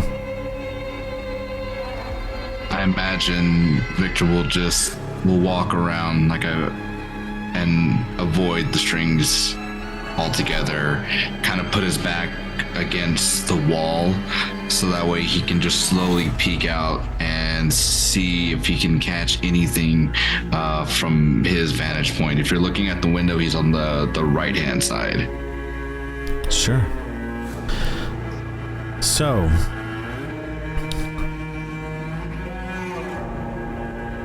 Diantha.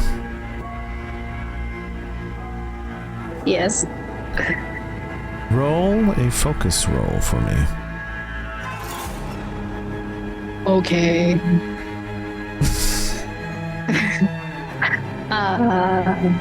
I am going to add one of my It's a low stakes roll. my drives. You don't have to okay, add never a drive. mind. Okay, never mind. Gross. I got a 1 and a 3, but I'll take the 3. Oh my goodness, we got another $10 donation, and this is Hey! from Ash Ice Cream. The request for help goes to Diantha for some sort of bleed protector like Alice's flower. Yay or nay? That is a yay. So, Can I have it right now? Right at this very moment, it just like falls from the sky. Sure, Right? That's how it works? Yeah, okay.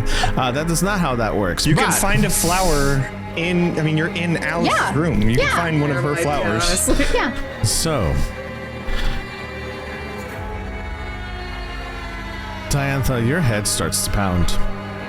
Ugh, gross. Oh, All right. yes. Amazing. You look next to you. Describe how your sister looks like cross-legged. Ah, shoot. Amazing. So Diantha's sister, Eleonora, is a little bit older than her by a couple of years, where Diantha has her hair pulled up, and even like everything being so chaotic and then kind of grimy and icky, her hair is still like, she takes time to like pin it back up. Her sister's hair is wild, especially for like this kind of 19th century kind of vibe. It's completely down, kind of bushy, might possibly have a twig or something in it, who knows. And she's wearing all red clothing, and they look very similar, but while Diantha has like green eyes, her sister has kind of this odd shade of blue. And if you look really close, the insides are a little bit purple. So it's like something is a little off. Yeah. Little is an understatement at this particular time. As Diantha, you look to the bed where your sister is sitting there cross-legged. Victor, when you look over the window, you hear Diantha say something out loud. Diantha, what are you saying to your sister? How are you here? You're not here. Echo, you look towards the direction where Diantha is sitting, and you notice her sister sitting there. Victor, what are you doing? I noticed the sister sitting there too, or no? You do not.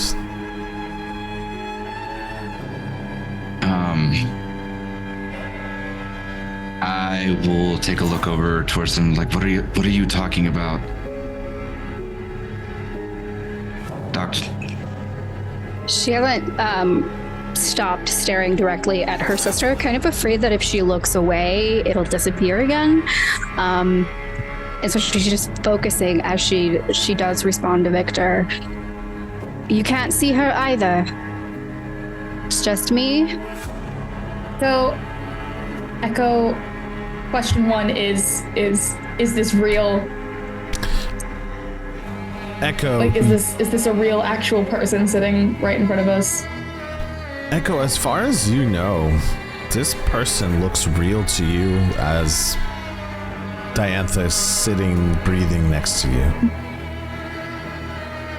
I can see her too. See who?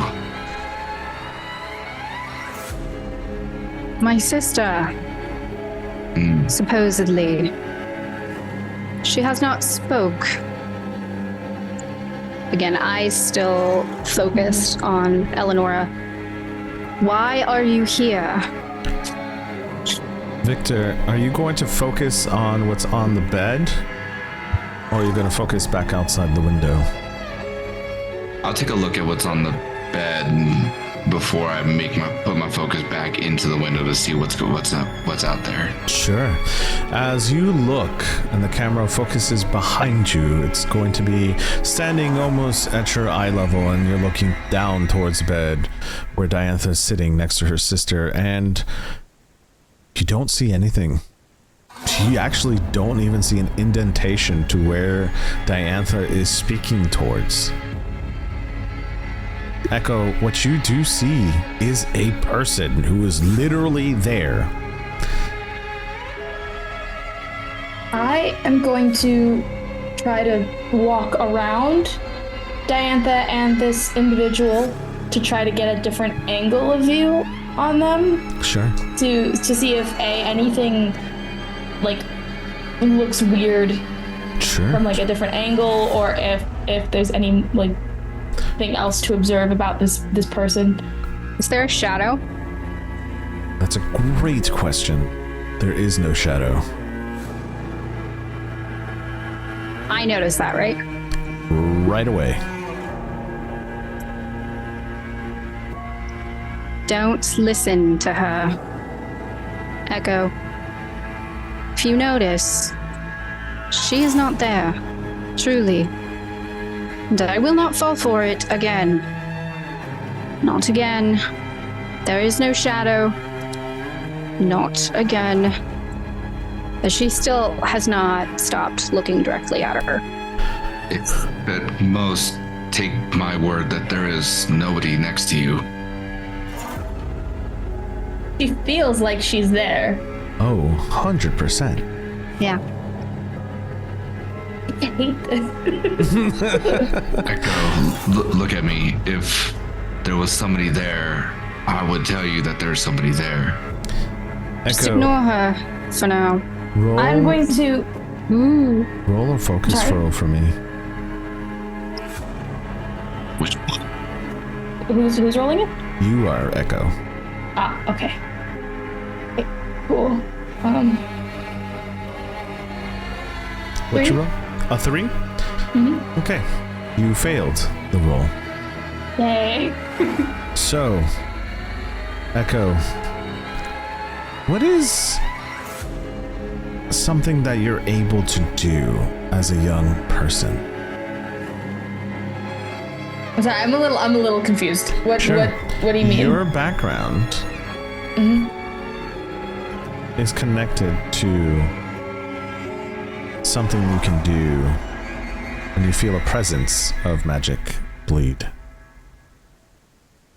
As a medium, you're able to speak on others' behalf. Yes. So, Diantha, you don't see your sister's voice come out of your sister. You hear it come from Echo.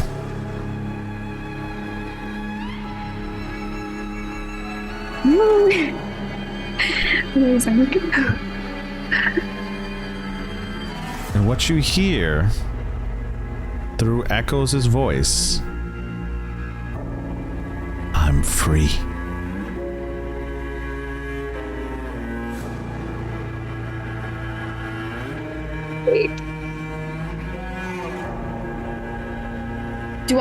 Am I aware of the fact that I'm like speaking on behalf Yeah, of absolutely. this thing? Okay. You're 100% under control sensing. of everything that is going on, except for when you're speaking, it's going to Okay.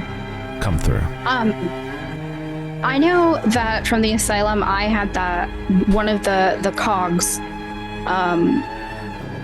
Do I feel like that's burning, or has it lit up, or can I tell that it is reacting to this figure? I'm glad you asked.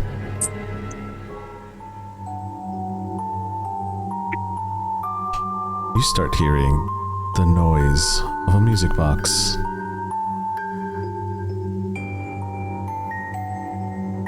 But this is not from the two that you have in your possession. Something you were noticing before was that there was a scattered oil paint in the room on the other side. You didn't get a chance to take a look at it just yet. However, you're starting to hear the music box noise come from behind the desk.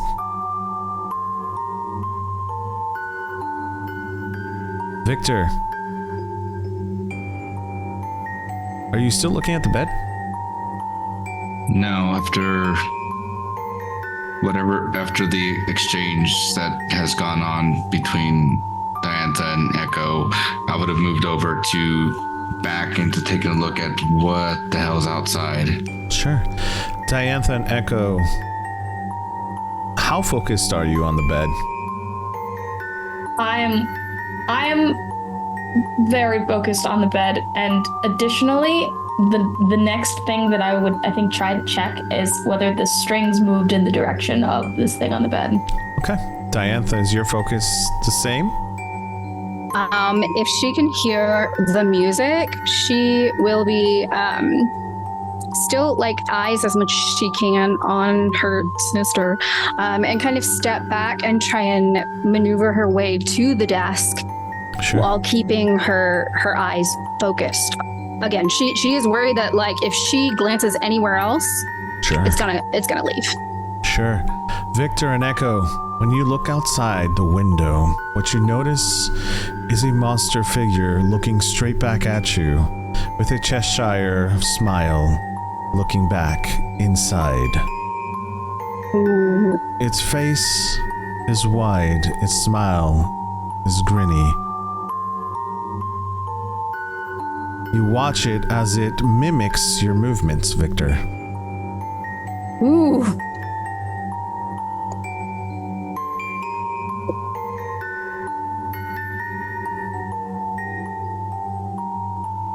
I'll also put my hand up and just give like a 1, 2, 3.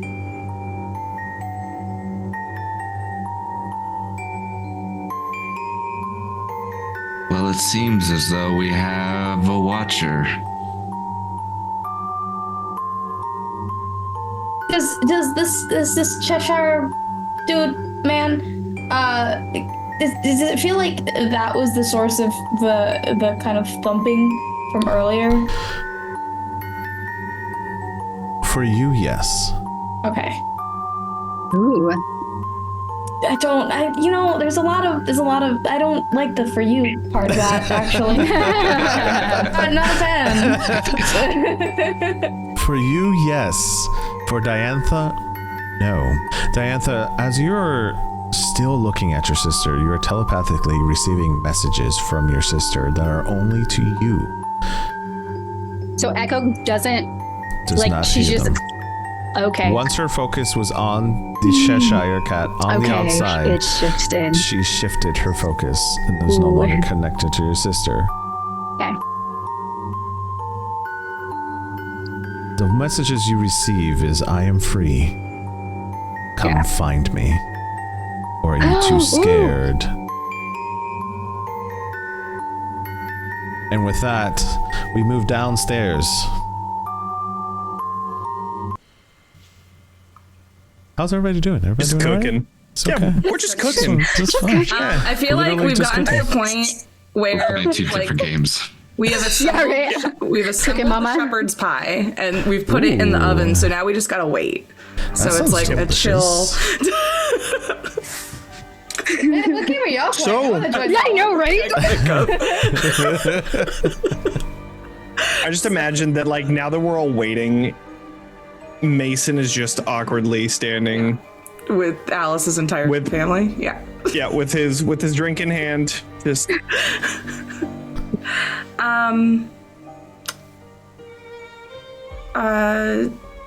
Hey, Mason, can I talk to you outside for a moment? Yes.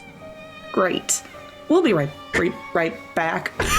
Dearie, don't take too long. The shepherd's pie's gonna get cold. No, I'll be right back. It has to bake for like at least 15 more minutes. Fine.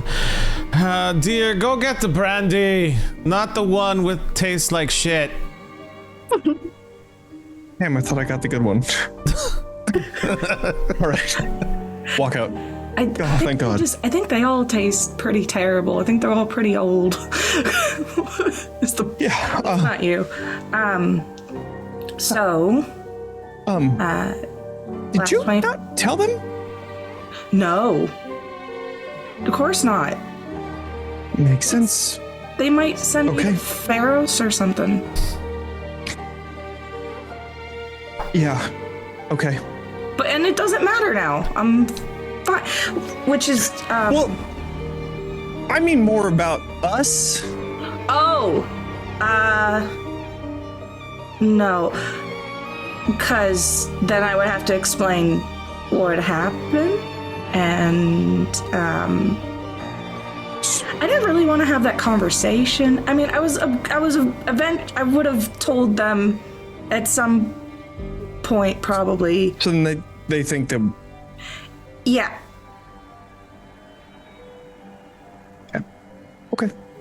Yeah, I can. Mm-hmm. Yeah.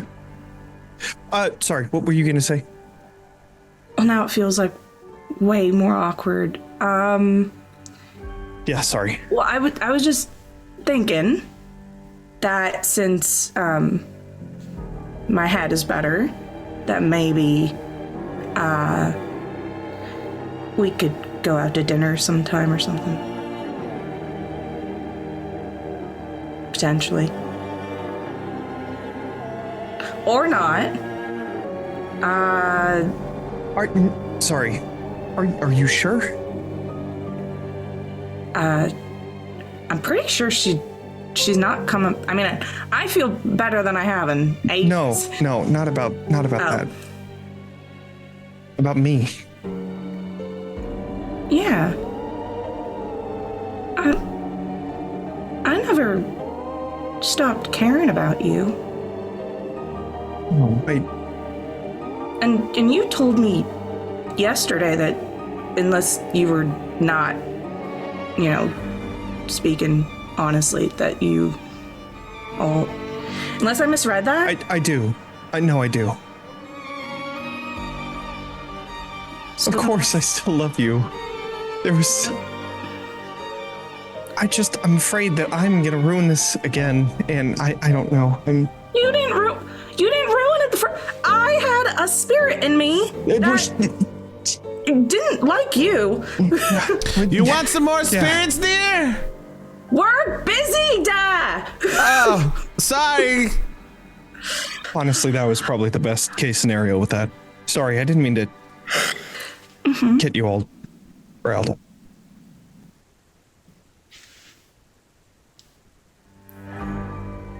If you don't want to, it's fine. I just thought that, No, if you're sure. Yeah. And Alice is gonna kind of step closer to Mason.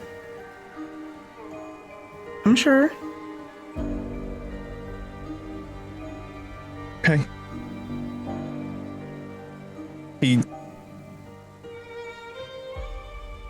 stands there for a moment. And he'll go for a hug. Not ready for anything else just yet. At least, maybe not. She goes to hug him. And I think it's one of those things of first it's a very soft hug and then it's a very hard hug. And then Mason is going to feel something very sharp dig into his side with surgical precision. Thought so. Yeah, I knew it. All right. Describe to me. Alice, describe to me what's going on. Annie has very much so had an Alice. It's mentally, it's Alice, like, the body wants to be Alice, right? Like, the personality and everything is still there. It's just the willpower has been completely taken away. So it's just Annie's, like, slipping into an Alice suit without any resistance now. And so, yeah, she, as a, like, doctor, is able to, like, very effectively take one of the knives that was in the kitchen and just stab it into Mason's side and, like, dig up, and then is going to, like, whisper in his ear, "You are quite the idiot, Sergeant." And then just start, like, laughing.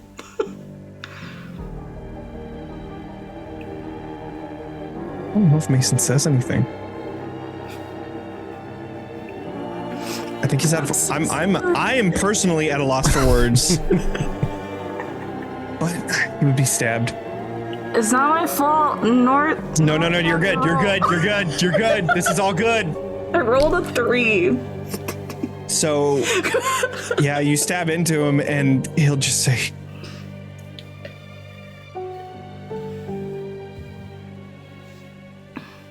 "I'm gonna make them get you back." And then he's gonna try and push you away from him, even if that's gonna hurt himself. I'm sure he took some sort of a body, or maybe 2. I don't know. That's He took a how body. we resolve that. I'm just okay. waiting. I'm waiting for you guys to finish your scene. Sure. So he'll take that. I don't know if you're holding on to the knife as I'm trying to push you away, and I don't know if I need to do any. She would leave it. She would Yeah. definitely take it away. So I'm gonna try and do some sort of a, like, push to get her away from me. Do you want me to roll strike for that? No. Okay. So I'm gonna push. Kaz! It's Annie! Like It isn't Alice! Like the man that you've known all your life, Mason, Kaz comes running. And he's swinging as soon as he gets hurt through her. that door. He doesn't listen.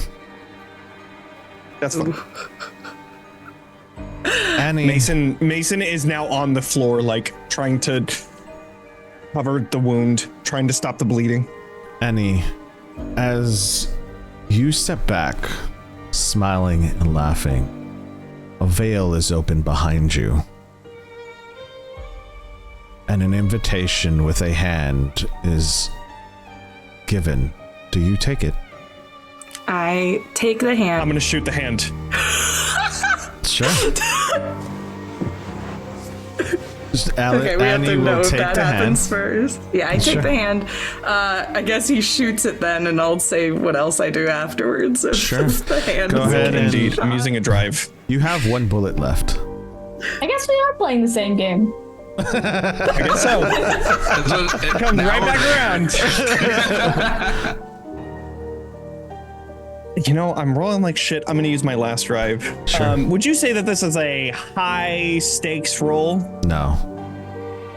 Fuck! And I will not use that last drive. Let's go for it. Sure. Rip. Okay. That is a 5. Okay. Okay. I will take that. Sure. Absolutely. So you take your gun. Explain to me how you use your last bullet. Sure. I see the veil opening, and Kaz starting a distraction. His hand is already, like, inside of his jacket, so his gun is just right there anyways. Sure. And then he looks up and sees the veil, and then sees that she's about to take the hand, and just immediately quick draw fire, and is just shooting the hand. As the hand is extending out, Annie is now reaching for it. What is it? What is that Annie Yeah. doing? I was going to, like, take the hand and, like, very, like, feminine, like, step carefully through the. Oh, I love that so much. So You do successfully hit the hand. You hear a loud screech come from inside the veil.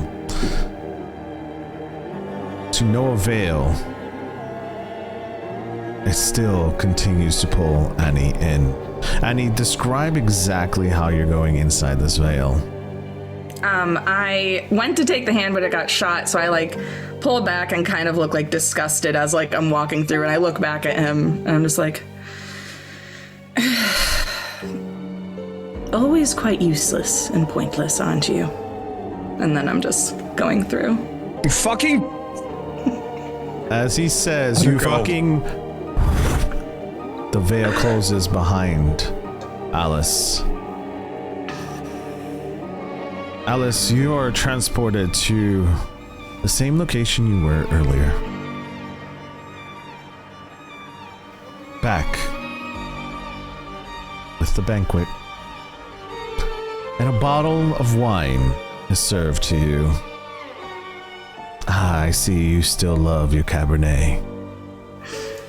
I do. So, is it time to get to work? Oh, yes it is. And the camera will shift back to the inside of Alice's room, where... Just up here. We're just vibing. It's fine. It's just vibing with this thing. And Diantha, you hear your sister now talking to you, saying that you're free. Your concerned face is very much seen by Victor and Echo.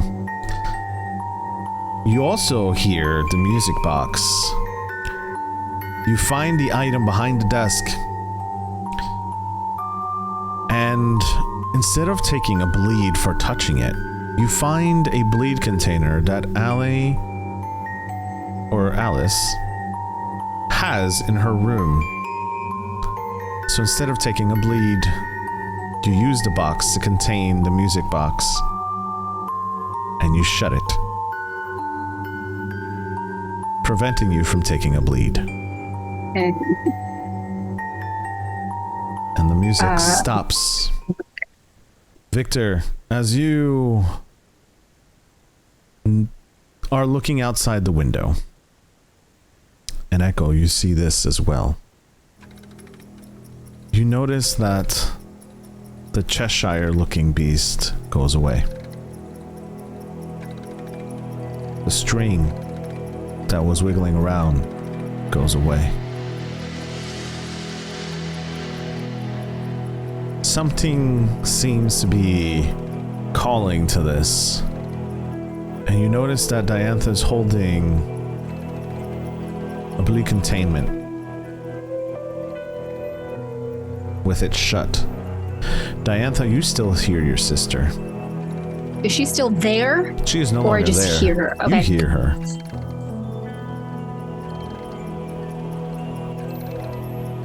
Victor, you do hear a very loud ticking sound from your pocket.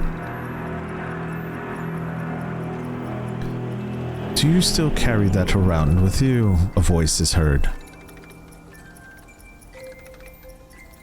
What's the matter to you?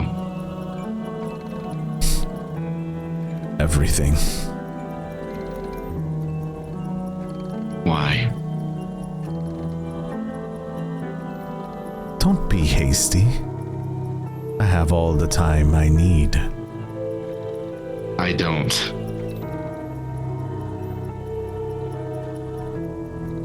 You hear a low growl and a laugh.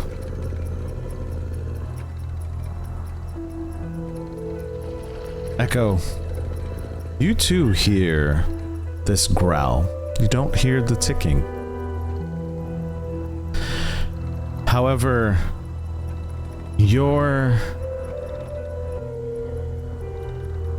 connection to the spirit world halts for a second, as during this time period, you feel a sharp pain on the side of your ribs. You feel the emotions that Mason is going through outside.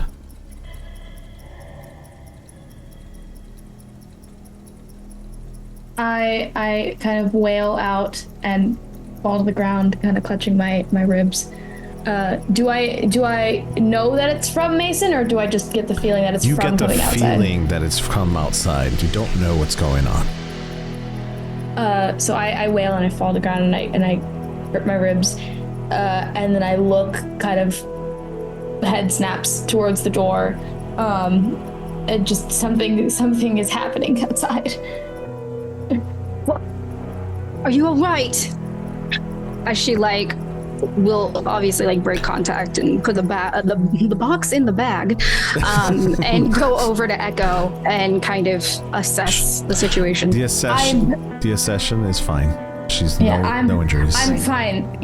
Go downstairs. All right. Oh, yes. And Diantha will book it. Victor. I'm gonna kind of use Victor to get him back up again. Yeah, I would have gone right with the doctor and then help shoot them away so I can kind of get you back up. Yeah. And then we should follow. Okay. Someone's hurt. Someone's hurt bad. That's never a good sign. Did you hear that by chance? The growling? The voice. No. I heard a growl. Okay, let's go down. Are you all right? No, but I'm rarely ever all right these days, I guess. You make a valid point. And we'll go out and down. Victor, you get a sudden sense of vertigo as you're heading down the stairs. And for a flash moment, as you are close to Echo, a picture of your sister flashes in front of you.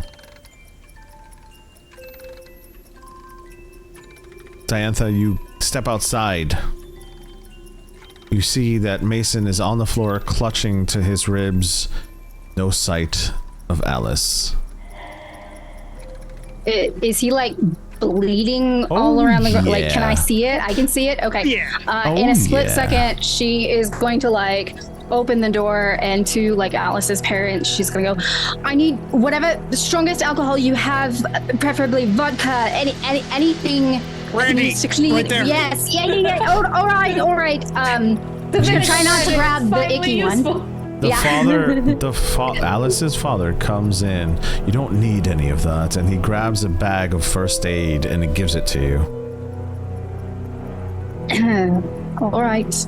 Well, okay. Moment of panic, and she's gonna go over to Mason and see what the damage is. One of the things that you guys, in a moment of panic, forget is that Alice's parents are also Candela members. They would have a first kiss. Forget. I was I don't trust them. Sir. They're just older. They're just a lot older. Okay, they're still part of Candela. Yes. Veterans. They are veterans. So they do have a first aid kit handy for situations. I thought you were going to say something awful again. I'm sorry, I jumped the gun there. And they stab you. It goes. Everybody gets stabbed. Exactly. And then the whole house explodes, and the end. What to say? The end. And they walk away without looking back. So when Diantha goes over and examines the stab wound, can she tell if there was anything vitally cut through, essentially, because Annie said that she stabbed and then slid it a direction, right? Yeah, she stabbed up. Okay. Great. Sure. We are going to is the blade is not in the body, right? Here's what I'm going to ask you to do. Not anymore. Okay. I'm torn between read and focus right now. This is a high stakes roll for Mason. Mason, in the sense, is injuries are more severe than you think. That's why I was asking. Okay, cool. Yeah. We love it. I would say, since I've done a lot of read rolls, I feel like it's kind of a little bad to do another read roll. So focus, Sure. and then I am going to add. Let's see. I'm gonna assist 2 if drives. I can. Yeah. Sure. I'm gonna use one of my cunning. Okay. Since this is a high stakes roll, I can use it for any of actions. And I will just. You've done this hundreds of times. We can do this. Victor and Echo, you at this time you see a pool of blood starting to form around Mason's body as Diantha is hovered over. I'm going to give you guys an opportunity to try to help with this role as well. How do you help? Would I be able to try to communicate kind of the sympathy pain that I'm feeling to help? Sure, yeah, guide Diantha? absolutely. Ooh, yeah. Absolutely. Kind of Like now that I know that it's like Mason that is injured and not just like the theory of pain. Yeah, absolutely. I'm going to try to like verbally just explain the nature of the pain, where the pain is coming from, how deep it goes. Yes. Just kind of all of the details around that to Sure. help guide Diantha into pinpointing what the issue is and like how to fix it. Sure, absolutely. And Victor? Going through a little bit of medical experience as far as what they would train for, in case some sort of medical emergency happens, whatever the doctor needed, I'd probably start like working to like grab whatever she needed to be able to assist her with that. Whatever, like, what is it? Rags, Sure. alcohol, ready to go, prepped. Sure, go ahead and take a drive away from you guys, and Diantha, you add 2 dice to your pool. For those who are watching right now, this is a pretty high stakes roll. I would say this is very serious for Mason, as the stab wound is very deep, and Annie was full intention to kill. So, Amazing. I'm gonna just skip past that second scar and go straight into the third one here. yes. So I'm going to go ahead and roll focus. I get 2 focus die to start. I added 2 of my own drive, and then 1 assist and 2 assist. So Yes. I've got 6 in total. Perfect. Fuck yeah, that's the max. Go ahead and roll. Oh, that's a 6. Okay. I will take the 6. I will Okay. pass on the gilded die and take the 6. You sure? You don't want to take the fine gilded? You don't want those complications? You sure you don't want? You know what? You don't want, like- Let's make it spicy. I'll take For the the- 2. No, I'm taking the 6. You sure? For the story. For the story. For the story, the Yeah. tissue. No. You know you don't want to help your amazing GM here? No? That's what you're saying? Diantha just Nice putting her knowing you. hands in the wound and not doing anything. Sure. So here's what I'm gonna say. Oh man. I want you to describe in detail how you find this wound and perform the most miraculous thing you can possibly come to, Right. as his artery is nicked. Oh, jeez. Yeah, Lovely. that's what I was We gonna say. love it. We love it. We love it. Okay. Since I am definitely like getting assistance from everybody, I like to think that Echo having her like 6th sense of the feeling, it really does help as to like as she is pulling out like needle and thread and the appropriate tools that she needs. I imagine Echo is like standing like over her, almost like a what is the little, like, not an X-ray machine, but the one that has the tool on it. Anyway, she's Ultrasound? able to, that's it, ultrasound. Couldn't think of the word ultrasound. So it's like a magical ultrasound almost, as Diantha can almost visualize exactly where to go, as Echo is like specifically telling her how to like maneuver the needle around, and Victor is handing her the appropriate things at the exact right moment. Despite there being like blood all over the place, Diantha is able to like expertly stitch together all of the insights that she needs to, until they do the same process and move kind of gradually out to stitch together the actual flesh too. Yeah. Mason passes the fuck out because that sounds Naturally. absolutely painful. Naturally. There's so much blood. 100%. Yeah. Sticks in for that little bit. He's like, and she's out. Yep. I'm also like kneeled on the floor because like this is not a pleasant process to try to Oh, talk. damn. Yeah, you probably. Ooh. Oh, are you feeling all of this at the same time? Yeah. Oh my god. I thought it was just like a moment, like a bit. Capacity. Oh, I'm so sorry. I mean, I'm not the one dying. I was gonna have you just roll for it, but sure. I mean, you're feeling this too now. So, my question Y'all to ever see you is, Black Mirror? yeah. Y'all ever see Black Mirror? That one where they put on the helmet so they could feel what the person is feeling, and then they could use that in the doc. Exactly the same thing. So the way that I was picturing it was like upstairs, it was like a feeling, a wave of pain. But by the time we made it downstairs, I had like, I'm trying to focus on it. I'm trying to like tap into it. And so Hell I'm yeah. kind of in sync with that feeling. That's as so I'm fucking trying cool. to tap into I it. love that. Yep. So Victor, that ticking hasn't gone away.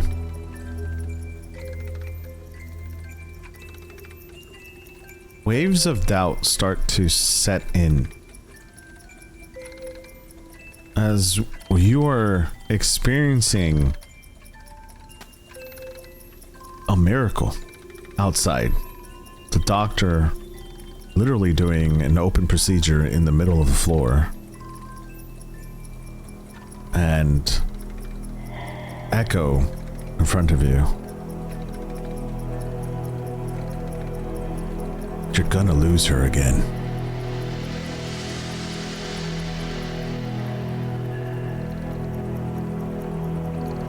Not if I can help it.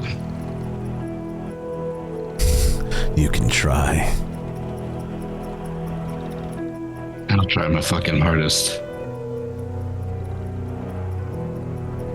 You'll fail like the others. But at least I'm gonna fail trying. The camera pans out with those words as a scene that is seen over these two people now hunched over. Kaz doing his best to keep the parents at bay, answering the questions as much as he possibly can as Alice is nowhere to be found.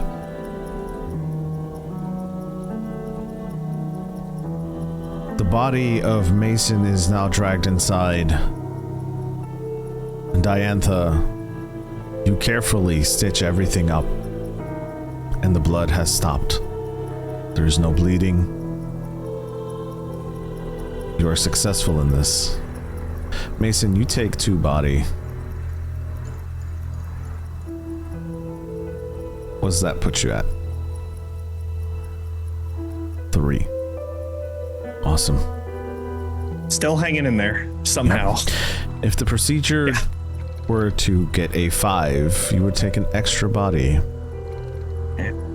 Makes sense. So, thank your doctor. Now, Thanks, Dr. Diantha. You're welcome. Thank you, Doctor. Victor and Echo, this scene has been horrific. Echo, you tap into something that you're capable of doing, which is speaking to the rest of your circle. What is the message that you're trying to convey?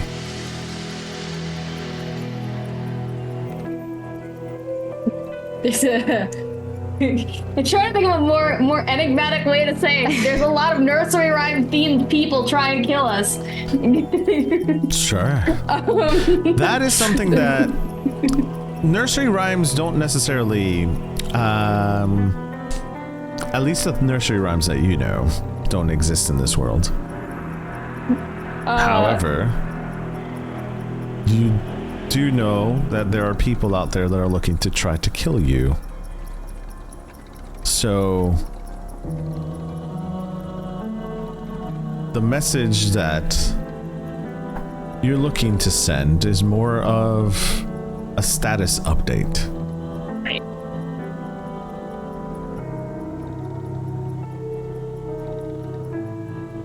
So, well, I should probably update them that Naomi's dead. That's okay. The message that I'm gonna send is Naomi is dead, and there is a lot of trouble brewing. Sure. One other thing that I'll add to this message is, because of time, Kaz informs Victor and Echo that the fourth Pharaohs has been turned off. I would absolutely communicate that over. Yeah. To tread lightly and be careful. What are some final words that you would like to say, Victor and Echo, as you guys get ready to head back to your group?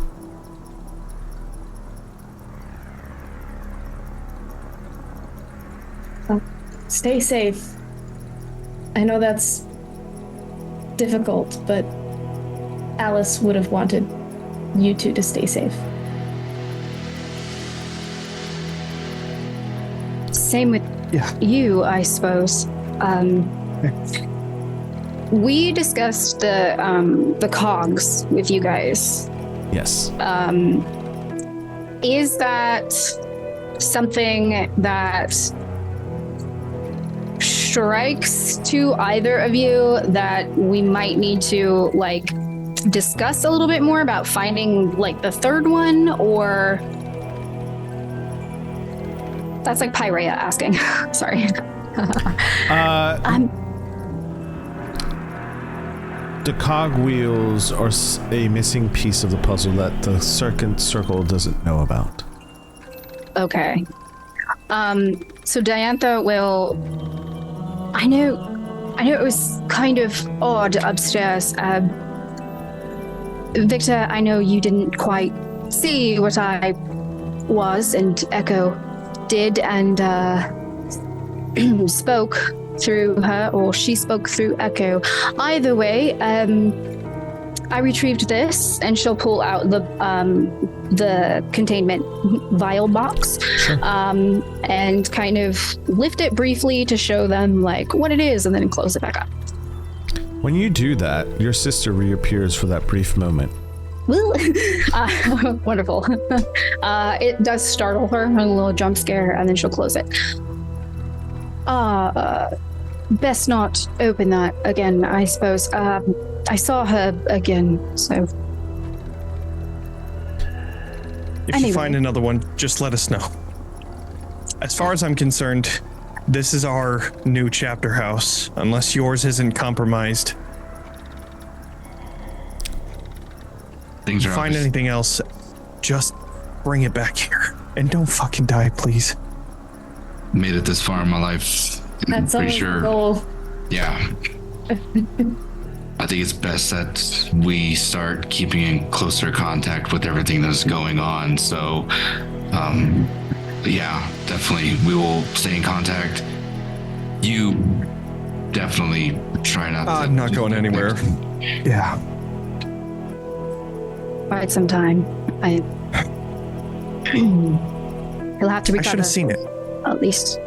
Rated one No. patient for another, I presume.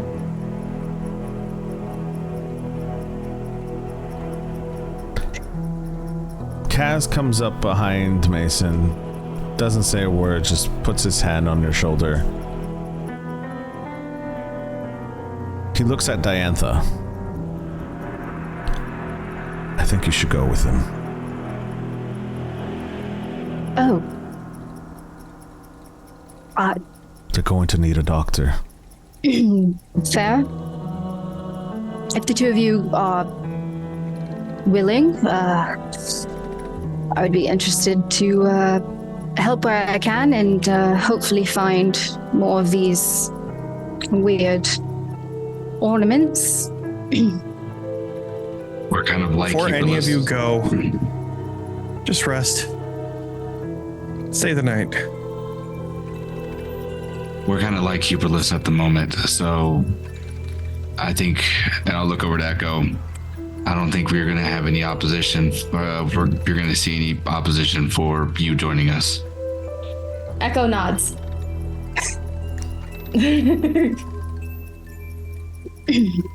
I agree. We should go ahead and rest and regroup. So,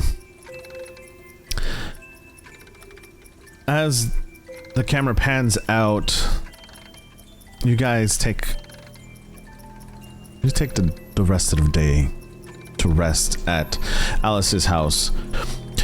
You watch Alice's father kind of in disbelief, not realizing what's going on, and trying to console Alice's mother as their Mason only daughter would go up to them and tell them everything. You will see her father break down and yell, "My baby girl." This is my fault. All of this started because of me. You can't say that. No. If that thing wasn't there, if I didn't come to you guys for assistance with that, none of this would have happened. Love makes you, and he looks over to his wife, do crazy things.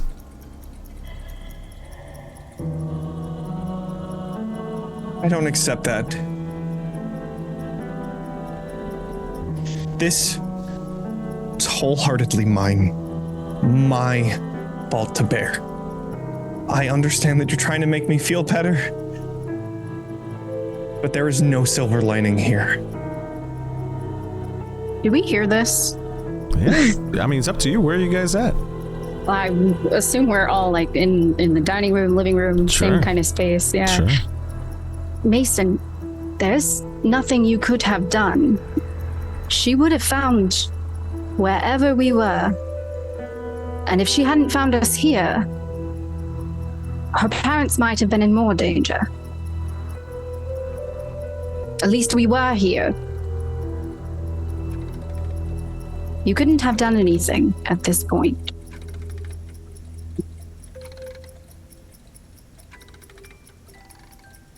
Sometimes I wish she never met me. This is one of those times. I'm gonna go lay down. The camera pans He'll out. turn, and if nobody is looking, he is going to take the brandy and walk up. Hey. No opposition from the father.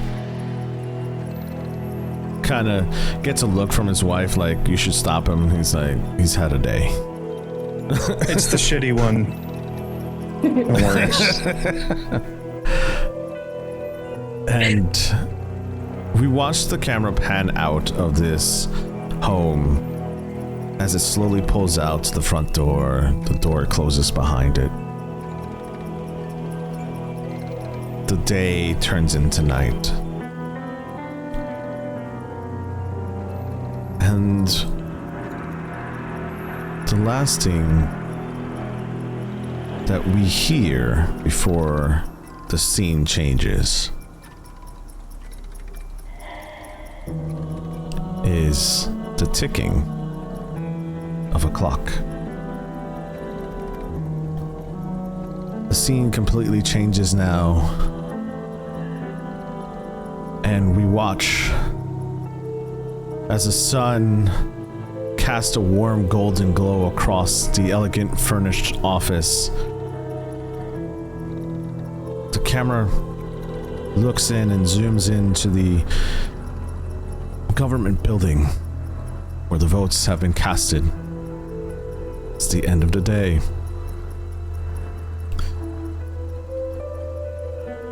The governor-elect Samuel Harper stands by a window, gazing out to the bustling city below. The door quietly opens as Francisco Hatton steps into the room.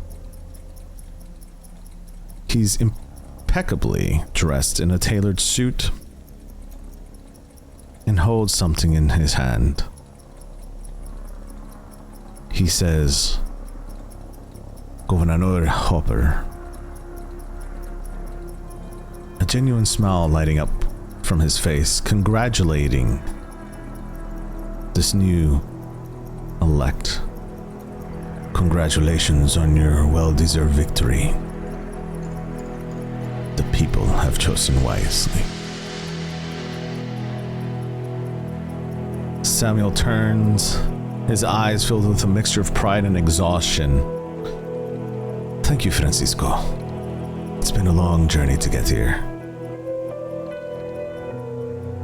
Francisco approaches and extends a hand. Indeed it has. But now the real work begins. I have no doubt you'll lead with the wisdom and strength that brought you to this office. Two men shake hands firmly, a silent understanding passing between them. As Francisco turns to leave, he pauses at the door, glancing back over his shoulder. Remember, Samuel, sometimes we just need a little madness in our life to spice up the fun, don't you think? And he puts on his signature top hat. Samuel chuckles, the tension in his shoulders easing slightly. Samuel responds, "Perhaps you're right, James. Perhaps you're right." With a final nod, Francisco closes the door behind him, the sound of a latch clicking into place, echoing softly into the room. Samuel returns to the window as a silhouette of a string can be seen in the light. That is where we end this chapter and this episode.